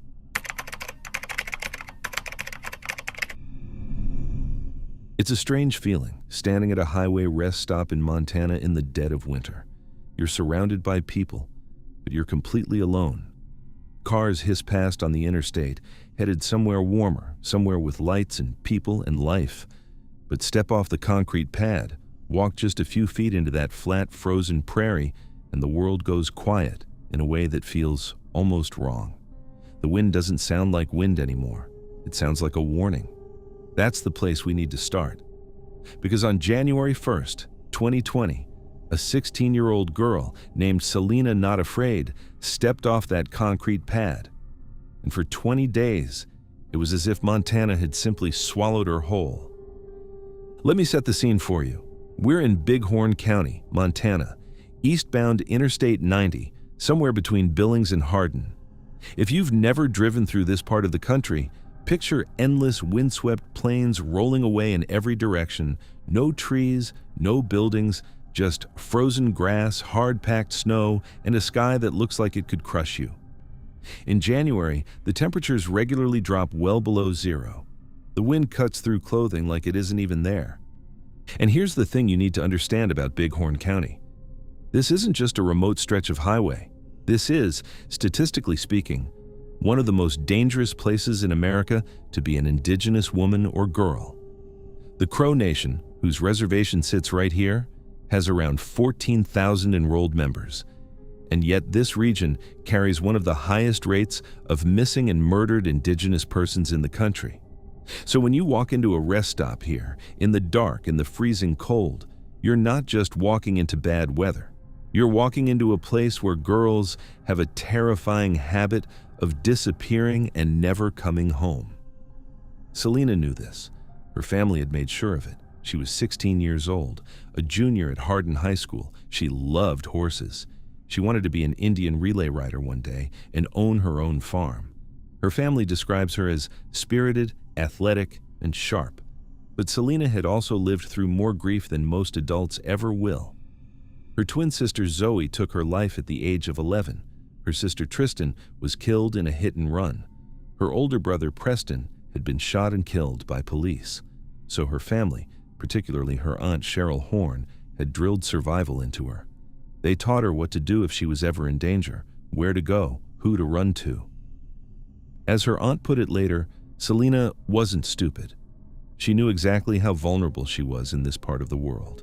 Now, keep that in mind, because the official story is going to ask you to believe that this hyper-aware, trained, careful teenager just wandered off into a field and laid down in the snow.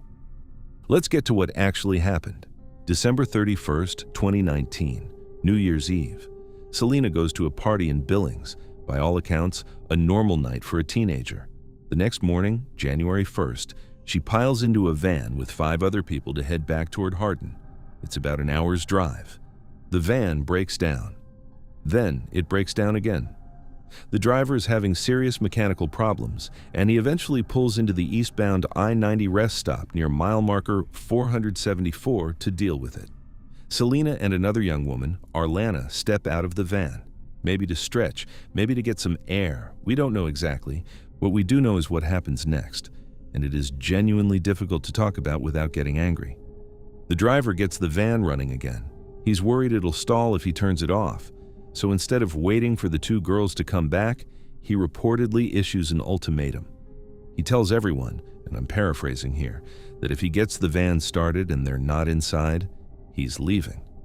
And then, he does exactly that. He drives away. He leaves a 16-year-old girl and another young woman at a frozen rest stop in the middle of nowhere in sub-zero temperatures on New Year's Day. He calls his mother to come pick them up. She arrives about 15 minutes later. And here's where the story starts to fracture. When the driver's mother gets to the rest area, she finds Arlana. But Arlana isn't standing by the curb. She's lying in a ditch nearby. She's distraught, in shock, and her body is covered in scratches. Selena is gone. Stop and think about that for a moment. 15 minutes. That's all the time that's passed, and in that 15 minutes, one girl has ended up scratched and traumatized in a ditch, and the other has vanished into thin air. Does that sound like 2 teenagers casually wandering into a field to look at the snow? Or does that sound like something happened? The alarm goes up almost immediately, and to their credit, the response is massive. This is not a case where law enforcement dragged their feet for weeks. Within days, you've got the Bighorn County Sheriff's Office, the Bureau of Indian Affairs, the FBI's Elite Child Abduction Unit, and the Department of the Interior all on the ground. They bring in tracking K-9 units. They bring in thermal drones. Helicopters sweep the area from above. Hundreds of volunteers, family members, and community members fan out across the frozen plains in a coordinated grid search. They focus on a 5-mile radius around the rest stop. They walk it. They drone it. They scent it for nearly 3 weeks, and they find nothing. Now, finally, on January 20th, 2020, 20 days after she vanished, a Department of the Interior grid search locates Selena's body. She is in a field. She is less than a mile southwest of the rest stop, about 3/4 of a mile, give or take. The official autopsy ruling comes back. Accidental death, hypothermia, no blunt force trauma, no defensive wounds, no broken bones. The conclusion the Bighorn County Sheriff's Office settles on is that Selena, intoxicated and disoriented, wandered out into the frozen plains, succumbed to the cold, and simply laid down and died. Case closed. But here's the thing. The moment you actually look at the search, that conclusion starts to fall apart. Let's slow down. Let's look at it again. She was found less than a mile from the rest stop. We're not talking about miles of dense forest or a canyon system. We're talking about Open, flat Montana prairie. The kind of terrain where you can see for miles in any direction on a clear day. Brightly colored clothing on a 16-year-old girl would have stood out against the snow like a flare. And this area was searched repeatedly by professional cadaver dogs trained to detect human scent over enormous distances, by thermal drones designed specifically to pick up heat signatures and contrast differences against cold ground, by the FBI, by the BIA, by volunteers walking shoulder to shoulder in grid patterns for 20 days. How do you miss her? I want you to really sit with that question, because the answer matters. Search dogs are not casual animals. A trained cadaver dog can locate human remains from hundreds of feet away, sometimes under snow, sometimes underwater. If Selena had walked out into that field on January 1st and collapsed there, her scent trail would have been fresh, strong, and obvious for the first several days. The dogs should have walked in a straight line from the rest stop directly to her. That's what they're trained to do. That is the whole point of the dogs. They didn't. Why? Then there's the thermal drone problem. Yes, a body cools to ambient temperature relatively quickly in sub-zero weather, but thermal imaging picks up more than just heat. It picks up density differences, ground disturbance, anything that breaks the uniform thermal signature of frozen prairie. A human-sized object in an open field is not invisible to those instruments. And then there's the most damning detail of all, the one that family members noticed the moment they were finally allowed to visit the recovery site. There was no imprint. A body that has lain on the ground for nearly 3 weeks in sub-zero conditions, going through freeze cycles, beginning the very early stages of decomposition, leaves a footprint on the earth. The grass underneath gets flattened. Bodily fluids, even minimal ones, mark the ground. The snow patterns around the body show melt and refreeze cycles. There is always some kind of physical signature. Family members who saw the site reported that they did not see one. The ground beneath where Selena was found did not look like ground that had held a body for 20 days. Now, the sheriff's office said this was inconclusive. They said the frozen ground made it impossible to tell. Maybe that's true. But the family also reported something else. They claimed to have seen tire tracks in the vicinity of the recovery site. Tracks that, in their words, didn't belong there. Combine all of this. The fresh scent dogs that didn't find her, the thermal drones that didn't see her, the hundreds of searchers who walked that exact ground and somehow stepped right over her. The absence of a body imprint. The unexplained tire tracks. The companion left, scratched and traumatized in a ditch. Does that sound like a girl who wandered off and froze to death on day one? Or does it sound like a girl who was somewhere else and then was returned to that field sometime before she was found? This is the conclusion her family came to almost immediately. And it's the conclusion that MMIW, advocates and independent criminologists have been pointing to ever since. The theory is that Selena did not freeze to death in that field on January 1st. The theory is that she was taken from the rest stop, that something happened to her elsewhere, and that her body was placed in that field at some point during those 20 days in an area that had already been searched and cleared, because whoever placed her there knew it would be the last place searchers would look again. Researcher Anita Lucchese has pointed out something else that's worth saying out loud. Even if you accept the official story completely, what those adults did, abandoning an intoxicated minor at a freezing rest stop in the most dangerous county in America for Indigenous women, isn't just bad judgment. It's a kind of negligence that, in her words, should rise to manslaughter. And yet no one was ever charged with anything related to leaving her behind. This is the pattern that MMIW advocates have been screaming about for years. When an Indigenous woman or girl dies under suspicious circumstances in a place like Bighorn County, the default explanation, again and again, is exposure. Accidental, self-inflicted, closed case. The predatory factors that put her in the cold in the first place, the people who left her there, the gaps in the search timeline, are simply not investigated with the same rigor that would be applied somewhere else. So where does that leave us? The official record says Selena Not Afraid wandered into a field on New Year's Day and died of hypothermia. The autopsy supports it. The sheriff's office stands by it. But the search radius doesn't support it. The dogs don't support it. The drones don't support it. The lack of a body imprint doesn't support it. The tire tracks don't support it. And the girl, left scratched in a ditch 15 minutes after the van pulled away, absolutely does not support it. Selena was 16 years old. She had survived more grief than most people will in a lifetime. Her family had trained her, specifically and deliberately, to survive in the place where she ended up dying. She was last seen alive at a rest stop on a busy interstate, 3/4 of a mile from where her body was eventually recovered, after what is described as one of the largest searches in Montana history. Somewhere in that 20-day gap, something happened. Something the official story doesn't explain. And for her family, for her Aunt Cheryl, for everyone who knew her, that gap is the entire case. Because until someone explains how a 16-year-old girl can vanish 3/4 of a mile from a rest stop on Interstate 90 and stay vanished for 20 days in plain sight on open ground while hundreds of trained searchers walk right past her, the story isn't really over. It's just been closed.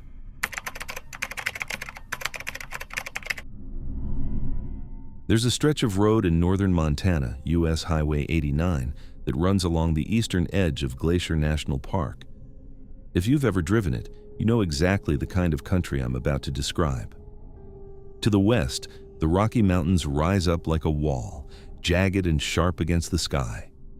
To the east, the Great Plains roll away in every direction until they meet the horizon. The wind blows constantly. The weather can flip from blue sky to whiteout blizzard in under an hour. There's beauty here that takes your breath away, and isolation here that can kill you. This is the Blackfeet Indian Reservation, 1.5 million acres, an area larger than the entire state of Delaware, and to police all of it, the tribe has historically fielded fewer than 20 officers. I want you to sit with that number for a second. Fewer than 20 officers. For a territory the size of a small state, that math doesn't work. It was never going to work.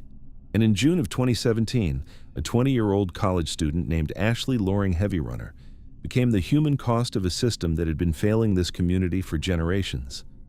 This is her story, and the story of the sister who refused to let her be forgotten.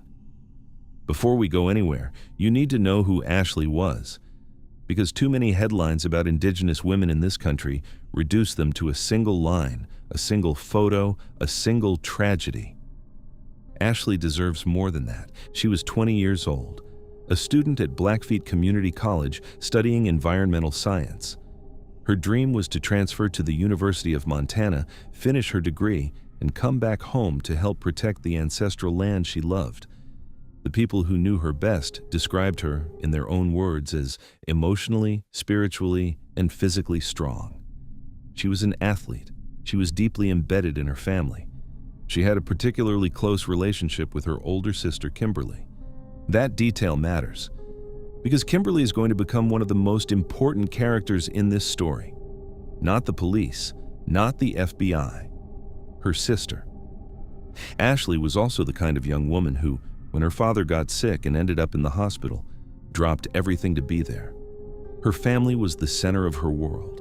So when she suddenly went silent, when she stopped visiting her ailing dad, when she stopped checking in with her sister, everyone who actually knew her understood what that meant immediately. It meant something had happened. Let me walk you through what we know about the timeline, because part of the horror of this case is how quickly the trail gets murky.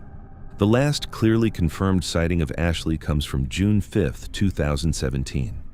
A short video posted online captures her at a party in Browning, Montana, the main town on the Blackfeet Reservation.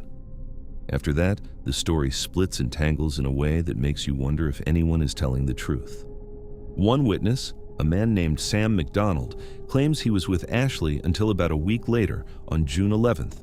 He says he was driving her somewhere to meet up with another man, Paul Valenzuela, who had a documented criminal history involving weapons. Sam's story is that he fell asleep in the vehicle.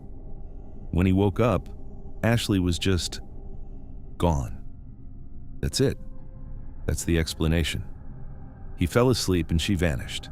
I want you to take a moment and really listen to that, because that is the kind of story that, in any properly functioning investigation, gets interrogated for hours and hours and hours. It is not a story that gets accepted at face value. And yet, by the time anyone in law enforcement was paying serious attention to Ashley's case, that window for hard interrogation had already closed. Why? Because of what happened in those first critical days. Ashley's family tried to file a missing person report. The response they got is the response that Indigenous families across this country know by heart. She's an adult. She probably just left. She's probably out drinking. Give it some time. She'll turn up. Days passed, then weeks. Her father was in the hospital. She wasn't visiting. She wasn't calling. Everything her family knew about her told them this was wrong, and nobody in any official position was listening. So Kimberly Loring did what nobody should ever have to do. She started searching the reservation herself. I want you to picture this. Picture a young woman, grieving, terrified, getting on a horse and riding into the foothills of the Rocky Mountains. Picture her hiking. Picture her driving. Picture her stopping at every house, knocking on every door, talking to every person she could find. Picture her doing this not for a day, not for a week, for months. Kimberly and other family members combed the territory. They went into ravines. They walked the shoulders of Highway 89. They climbed into terrain that professional search and rescue teams should have been working long before any family member ever had to. And, remarkably, they found things.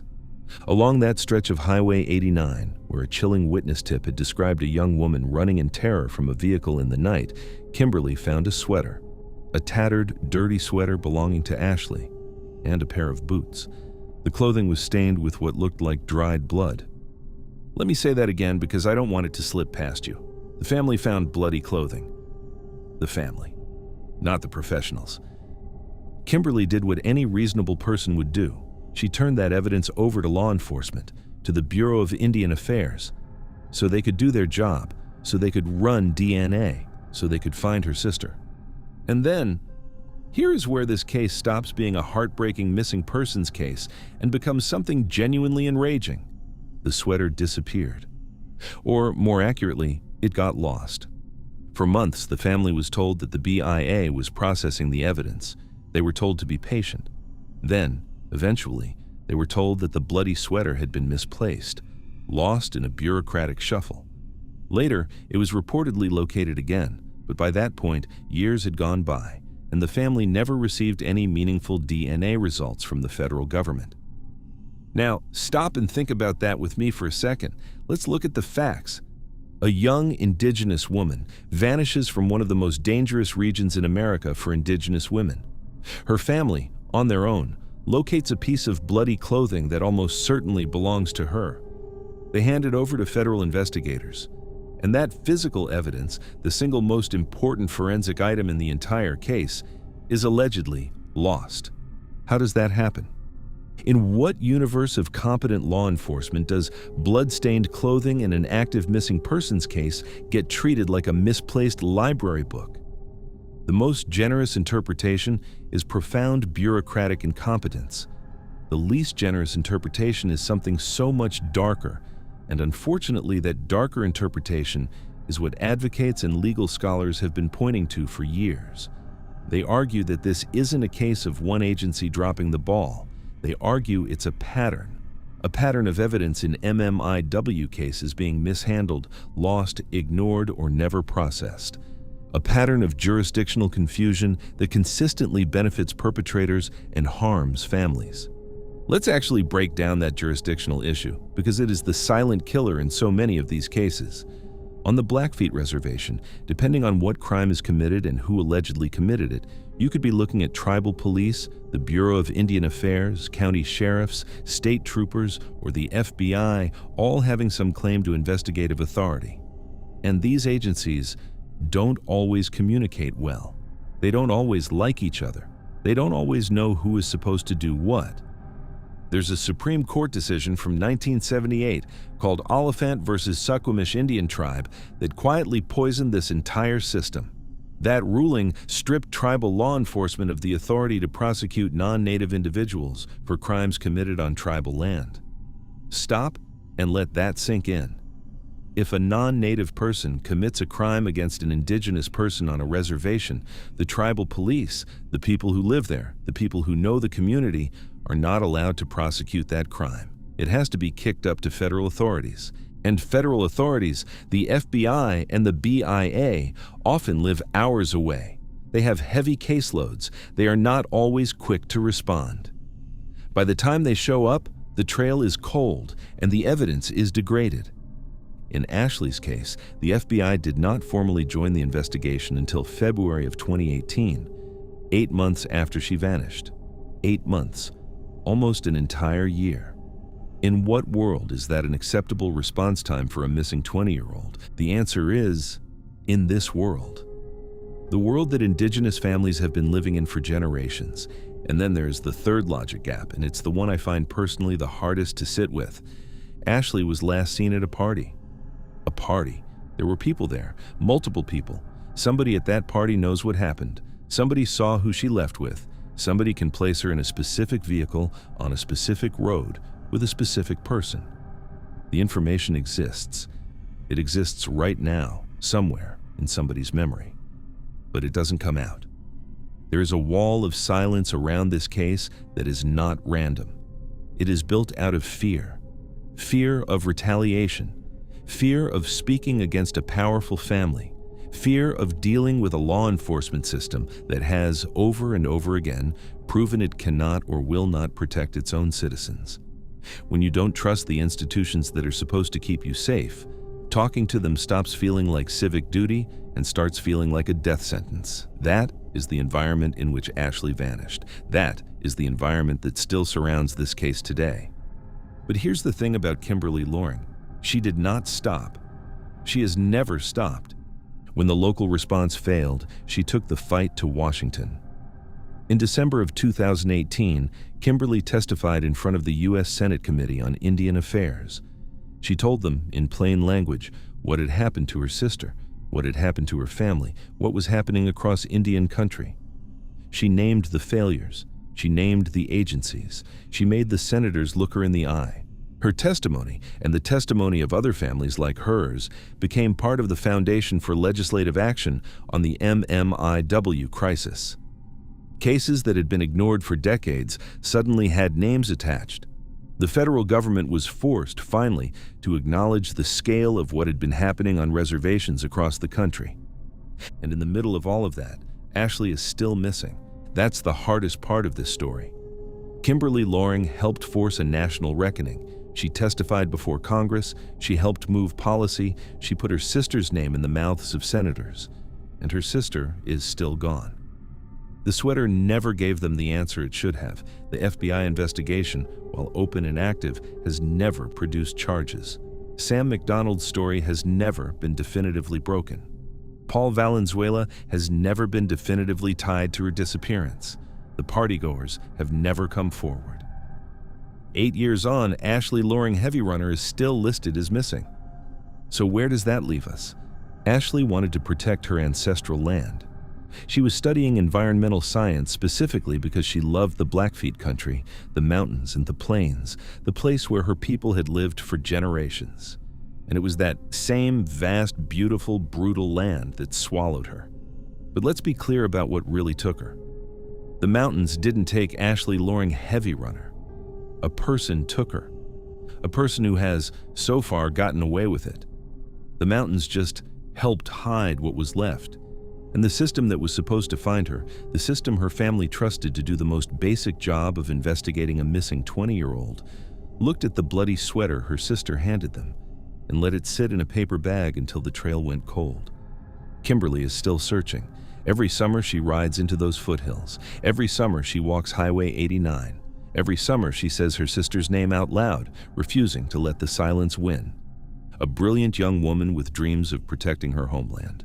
A 20-year-old who walked out of a party and into the kind of disappearance that this country has been allowing for generations. Ashley Loring Heavy Runner, still missing, still loved, still waited for.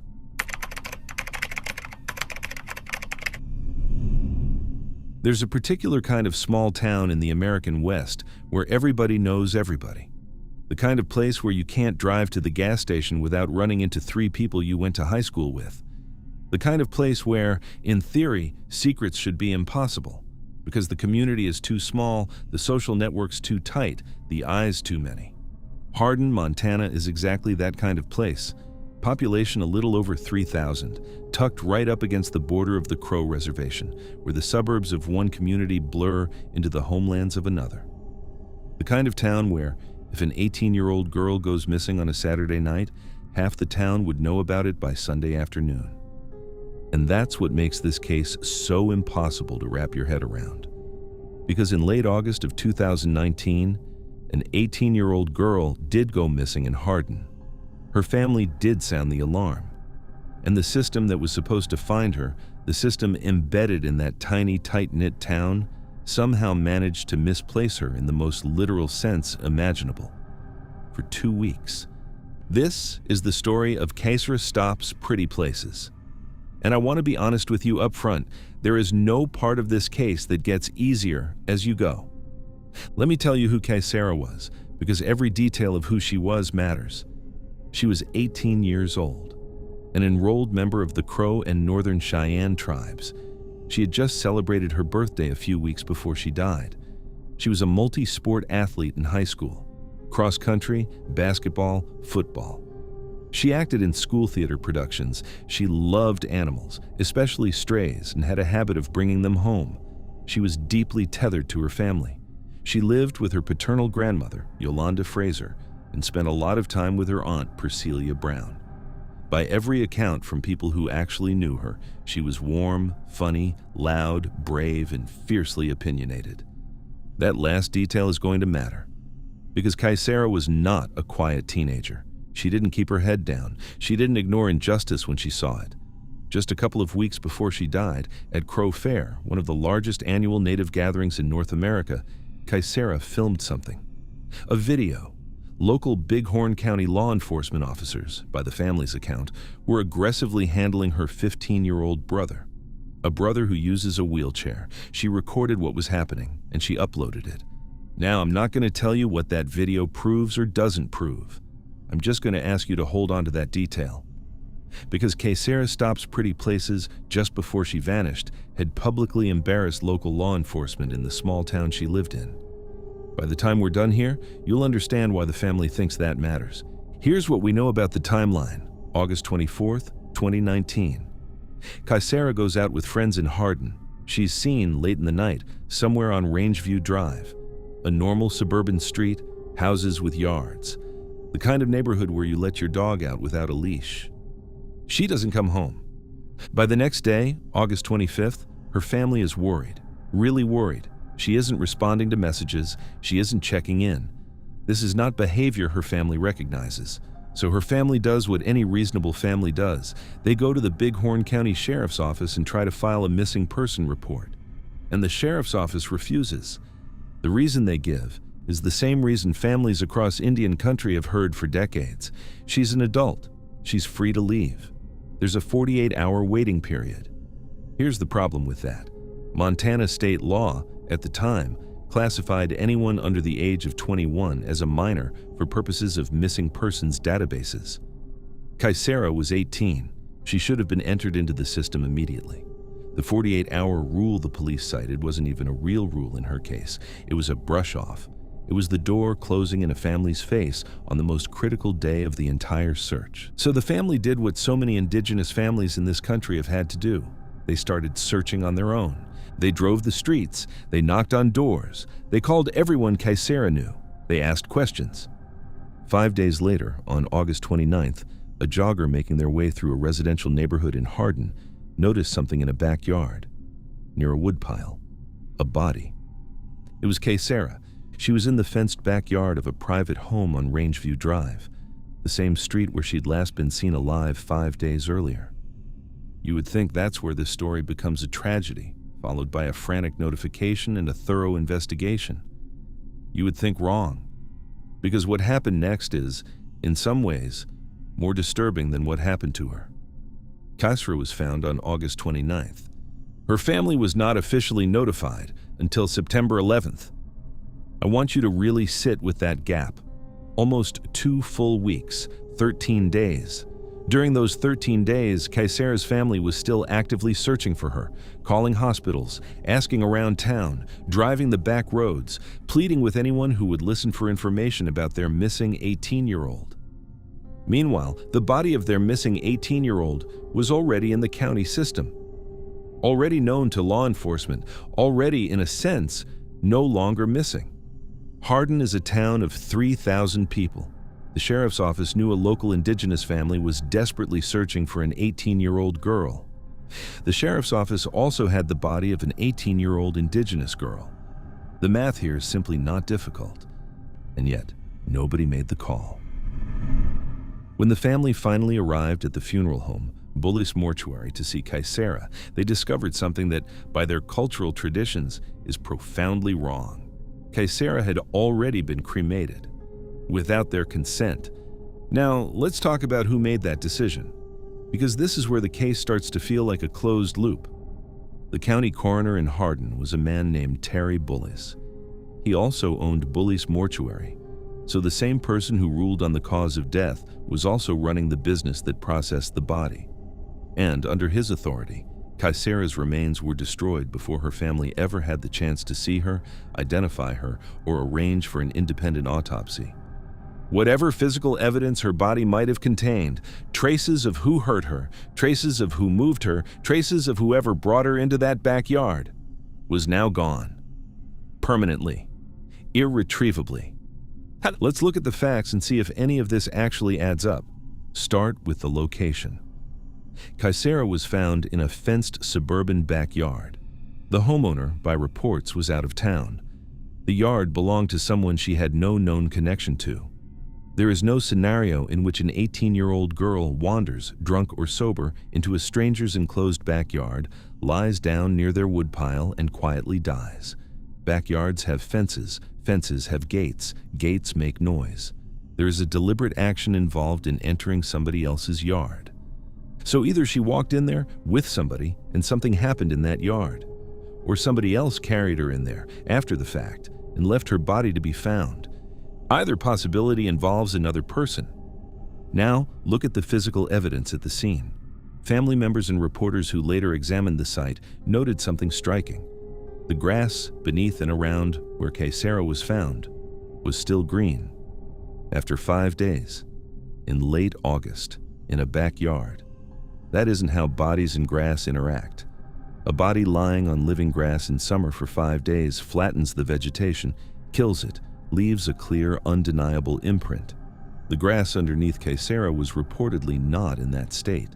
That single detail, on its own, is enough to suggest that Kaysera had not been in that yard for the entire time she was missing.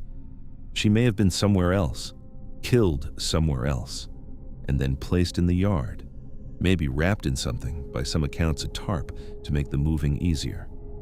In other words, the scene tells a story of staging, of concealment, of human intervention.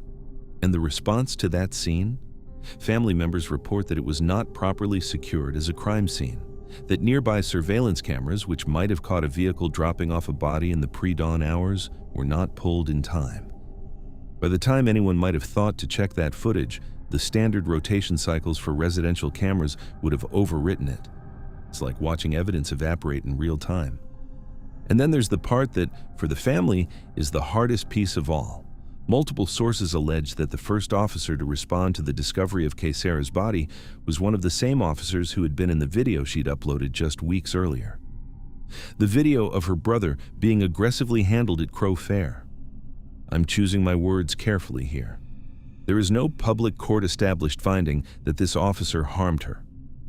What there is a small-town power structure in which a teenage girl publicly humiliated a member of the police force and then turned up dead, and then the same officer was reportedly first on scene at the discovery of her body, and then the body was cremated, eliminating forensic evidence, by a coroner who also owned the mortuary doing the cremation. You don't need a conspiracy theory to look at that sequence of facts and feel a sickness in your stomach. You just need to understand how small towns work when somebody in power doesn't want a question asked. Officially, the cause of Kaysera's death was ruled undetermined, with hints toward alcohol intoxication and exposure. Her blood alcohol level was elevated. The official theory is that she got drunk, wandered into a backyard, and died. But that theory doesn't explain the still green grass. It doesn't explain the alleged tarp. It doesn't explain how she got into a fenced yard belonging to a stranger. It doesn't explain why DNA samples from her fingernails reportedly showed no foreign genetic material when none of the rest of the scene suggested she had been alone. It doesn't explain the 2-week delay in family notification. It doesn't explain the unconsented cremation. It doesn't explain the failure to secure the scene. And it doesn't explain at all why the FBI and the Montana Department of Justice declined to open a formal homicide investigation, citing a lack of actionable forensic evidence. Forensic evidence that, by then, the county had already destroyed. Kaysera's family, led by her Aunt Yolanda and the broader network of advocates around them, has not stopped fighting. They have demanded an independent investigation. They have demanded the release of records. They have raised her name on a national stage, alongside the names of so many other Indigenous women whose deaths have been mishandled in eerily similar ways. Selena Not Afraid, Jermaine Charlo, Ashley Loring Heavy Runner, and Kaysera Stops Pretty Places, 4 young women in Montana, 4 investigations that, in their own specific ways, broke down at exactly the points where competence would have mattered most. 4 families now permanently transformed into advocates, into protesters, into walking encyclopedias of legal procedure they should never have had to learn. There is a phrase you hear over and over in MMIW work. It's the phrase the families have to keep saying because the system keeps making them say it. We are not invisible. Kaysera was not invisible. She was loud, she was funny, she was an athlete, she rescued stray dogs, she filmed police officers when she thought they were doing something wrong, and she had the courage to post that video to the internet under her own name. She lived in a town of 3,000 people. She died in that same town. Her body was found within walking distance of where she was last seen alive. The people who know what happened to her, what she did that night, who she was with, who brought her into that backyard, are, in all likelihood, still living in Hardin right now, buying groceries at the same stores, filling up their trucks at the same gas stations. Somebody knows, probably several somebodies know, and the silence holds. Not because the truth is hidden in some vast wilderness, not because the geography is too brutal, but because in some small towns, when the wrong people don't want the wrong question asked, the answer just stops moving. A vibrant teenager, a fenced backyard, 2 weeks of silence, a coroner who owned the mortuary, a handful of officers who never had to explain themselves, and a family still standing in Hardin, still saying her name out loud, still asking the only question that has ever mattered. What really happened to Kaysera that night?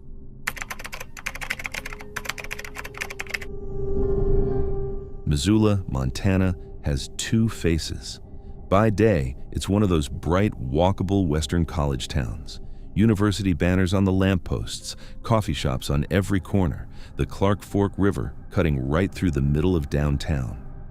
On a Friday night, the bars on Main Street pack out with students, locals, musicians, kids in their early 20s, just trying to have a good time. But here's the thing about Missoula. Drive 10 miles in almost any direction, and that whole picture just dissolves.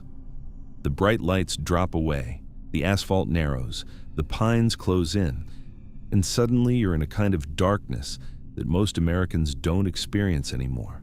The kind of darkness where, if you stopped your car and got out, you wouldn't hear a single human sound, just wind and trees, and the long, low silence of the Rocky Mountain wilderness pressing in on every side. That contrast, that razor-thin line between busy downtown bar and pitch-black mountain forest, is the entire reason this case has never been solved. This is the disappearance of Jermaine Charlo. Before we go any further, I want to make sure you understand who Jermaine was, because in cases like this, especially when the victim is an Indigenous woman, the system has a habit of reducing real people to a single line in a police report. We're not going to do that here. Jermaine Austin Charlo was 23 years old in the summer of 2018. She was an enrolled member of the Confederated Salish and Kootenai tribes. Her home was on the Flathead Reservation, about an hour north of Missoula, where her family lived. She was a mother, 2 little boys, both very young. Anyone who knew Germaine will tell you in the same breath 2 things about her. She loved her kids more than anything in the world, and she stayed in constant contact with her family.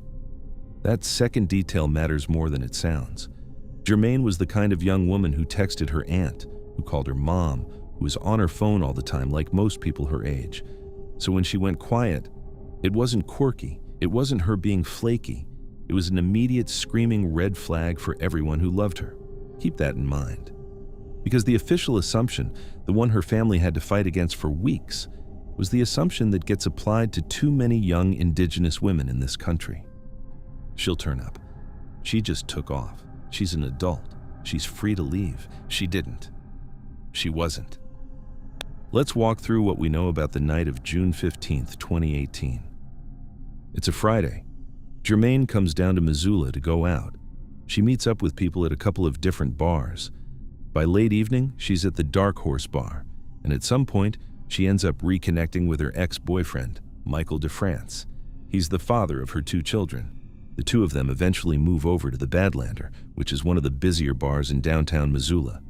There's surveillance footage, there's witness accounts. By all visible appearances, the night is unremarkable.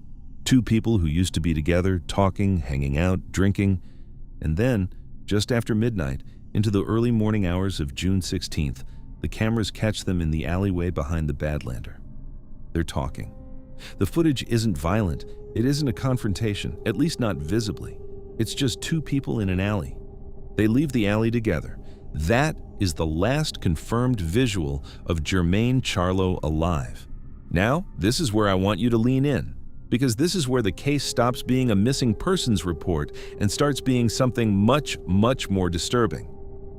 Around 2 a.m. that morning, both Germaine's phone and Michael DeFrance's phone start pinging off a cell tower. But here's the thing. That tower isn't anywhere near downtown Missoula. That tower is north of the city, out in the rural country, within a few miles of the DeFrance family home in an area called Avaro Hill.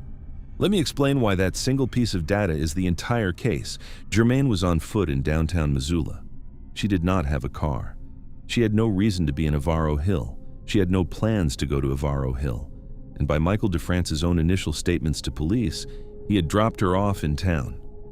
He told them at first that he left her at the Orange Street Food Farm. Later, he changed that.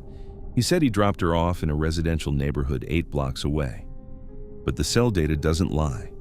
The cell data says both phones, his and hers, traveled together in the same direction at the same time to the same rural area north of town in the middle of the night. That isn't a drop-off. That isn't even close to a drop-off. That is 2 phones moving in tandem to a remote location in the early hours of the morning. And then, in the days after Germaine doesn't come home, Michael DeFrance does something that is genuinely difficult to interpret in any innocent way. He claims he found her phone in his car, and rather than giving it to her family, who were by now panicking, or handing it to police, he drives it across state lines into Idaho and dumps it on the side of a highway at mile marker 94. It has never been recovered. Okay. We need to pause and just look at this from a logical standpoint, because the official "she just disappeared" framing doesn't survive contact with any of these facts. Let's start with the most basic theory, the one that always gets floated about young women. Maybe she ran away. Maybe she just took off to start over. I want you to actually think about what that requires you to believe. You're being asked to believe that a 23-year-old mother of 2 small boys, who was in constant contact with her family, who had no history of vanishing, walked away from her children in the middle of the night with no warning, no goodbye, no plan, no money, and no transportation. Germaine left everything behind: her belongings, her clothes, her access to her kids, everything.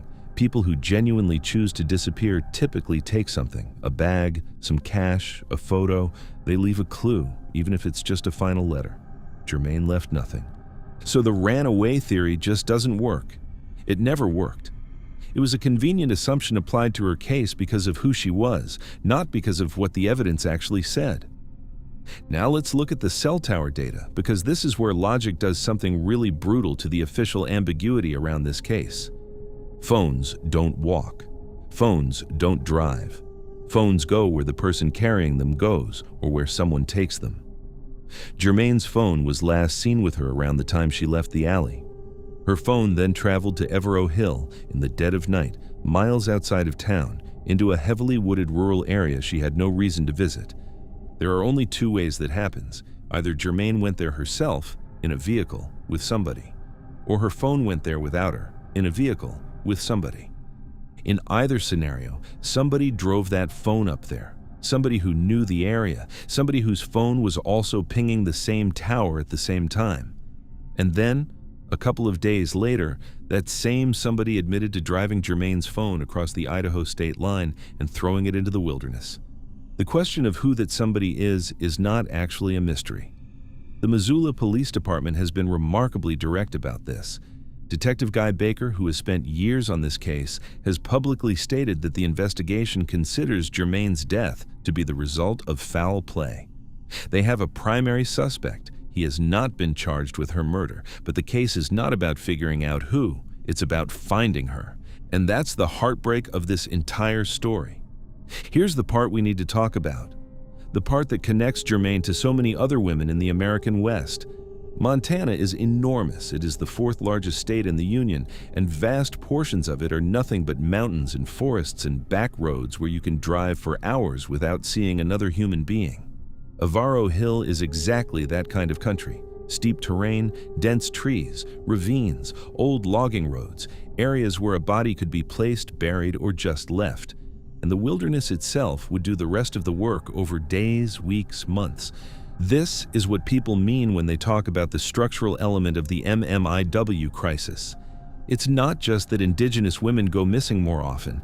It's not just that the initial police response is too often too slow. It's that the geography of this country actively cooperates with the people who hurt them. In Germaine's case, look at what happened in those first 72 hours. Her family tried to file a missing persons report with the tribal police on the Flathead Reservation. They were told they couldn't because she'd vanished in Missoula. They had to go to Missoula PD. Missoula PD required an in-person report. Germaine's aunt, Valenda Morigo, actually had to physically drive into the city to file the paperwork. By the time the report was officially active and detectives were pursuing search warrants, days had passed. Days. The most critical window in any missing persons case, gone, eaten by paperwork. In that time, evidence degraded, memories blurred, and most importantly, anyone who wanted to hide a body had a head start measured not in hours but in days. This is the pattern. Over and over. From reservation to reservation, from state to state, the jurisdictional friction between tribal, state, and federal law enforcement creates blind spots, and the geography of the American West creates hiding places. The two things together create what advocates have correctly called a hunting ground. Germaine Charlot did not vanish in spite of these systems. She vanished in part because of them. Michael DeFrance has never been charged with Germaine's death. He has, however, been federally convicted on firearms charges that arose during the investigation. There is documented history of domestic violence between him and Germaine. There is documented history of jealousy. The day before she disappeared, a witness reported that DeFrance had been yelling at her, demanding to know who she was seeing, demanding that they get back together. Detective Baker has said, in his words, that they don't yet have the pieces of the puzzle they need to formally bring a murder case. What that means, in plain English, is that without a body, prosecutors are unwilling to move forward. And so the case sits, active, unsolved, open. Her family still walks Evero Hill. They organize searches. They run the brush themselves, looking for any sign of her. They have not stopped. They will not stop. Because that's the other thing nobody tells you about cases like this. The official investigation can pause. The news cycle can move on. The podcasts can fade out. But the families never get to walk away. Germaine's two little boys are not little anymore. Time has kept moving for them, while their mother has been frozen in 2018, somewhere out in those woods. So what do we do with a story like this? We don't tie it up with a bow because there isn't one. We don't pretend that this is a mystery in the entertainment sense, because for her family it isn't a mystery, it's a wound. What we can do is say her name out loud, repeat the basic, terrible facts. A vibrant 23-year-old mother walked out of a downtown alley in Missoula just after midnight. Within 2 hours, her phone, along with another phone, was pinging a tower miles away in the dark woods north of the city. She was never seen alive again. The phone was thrown into Idaho. The body has never been found. The case is foul play. The geography did the rest. Jermaine Charlo's name belongs alongside the names of so many other Indigenous women whose disappearances have been treated by the systems around them as background noise rather than emergencies. Selena Not Afraid. Ashley Loring Heavy Runner. Case Sarah Stops Pretty Places. The list goes on and on and on. A vibrant young mother. A crowded downtown alley. A cell phone moving north through the dark.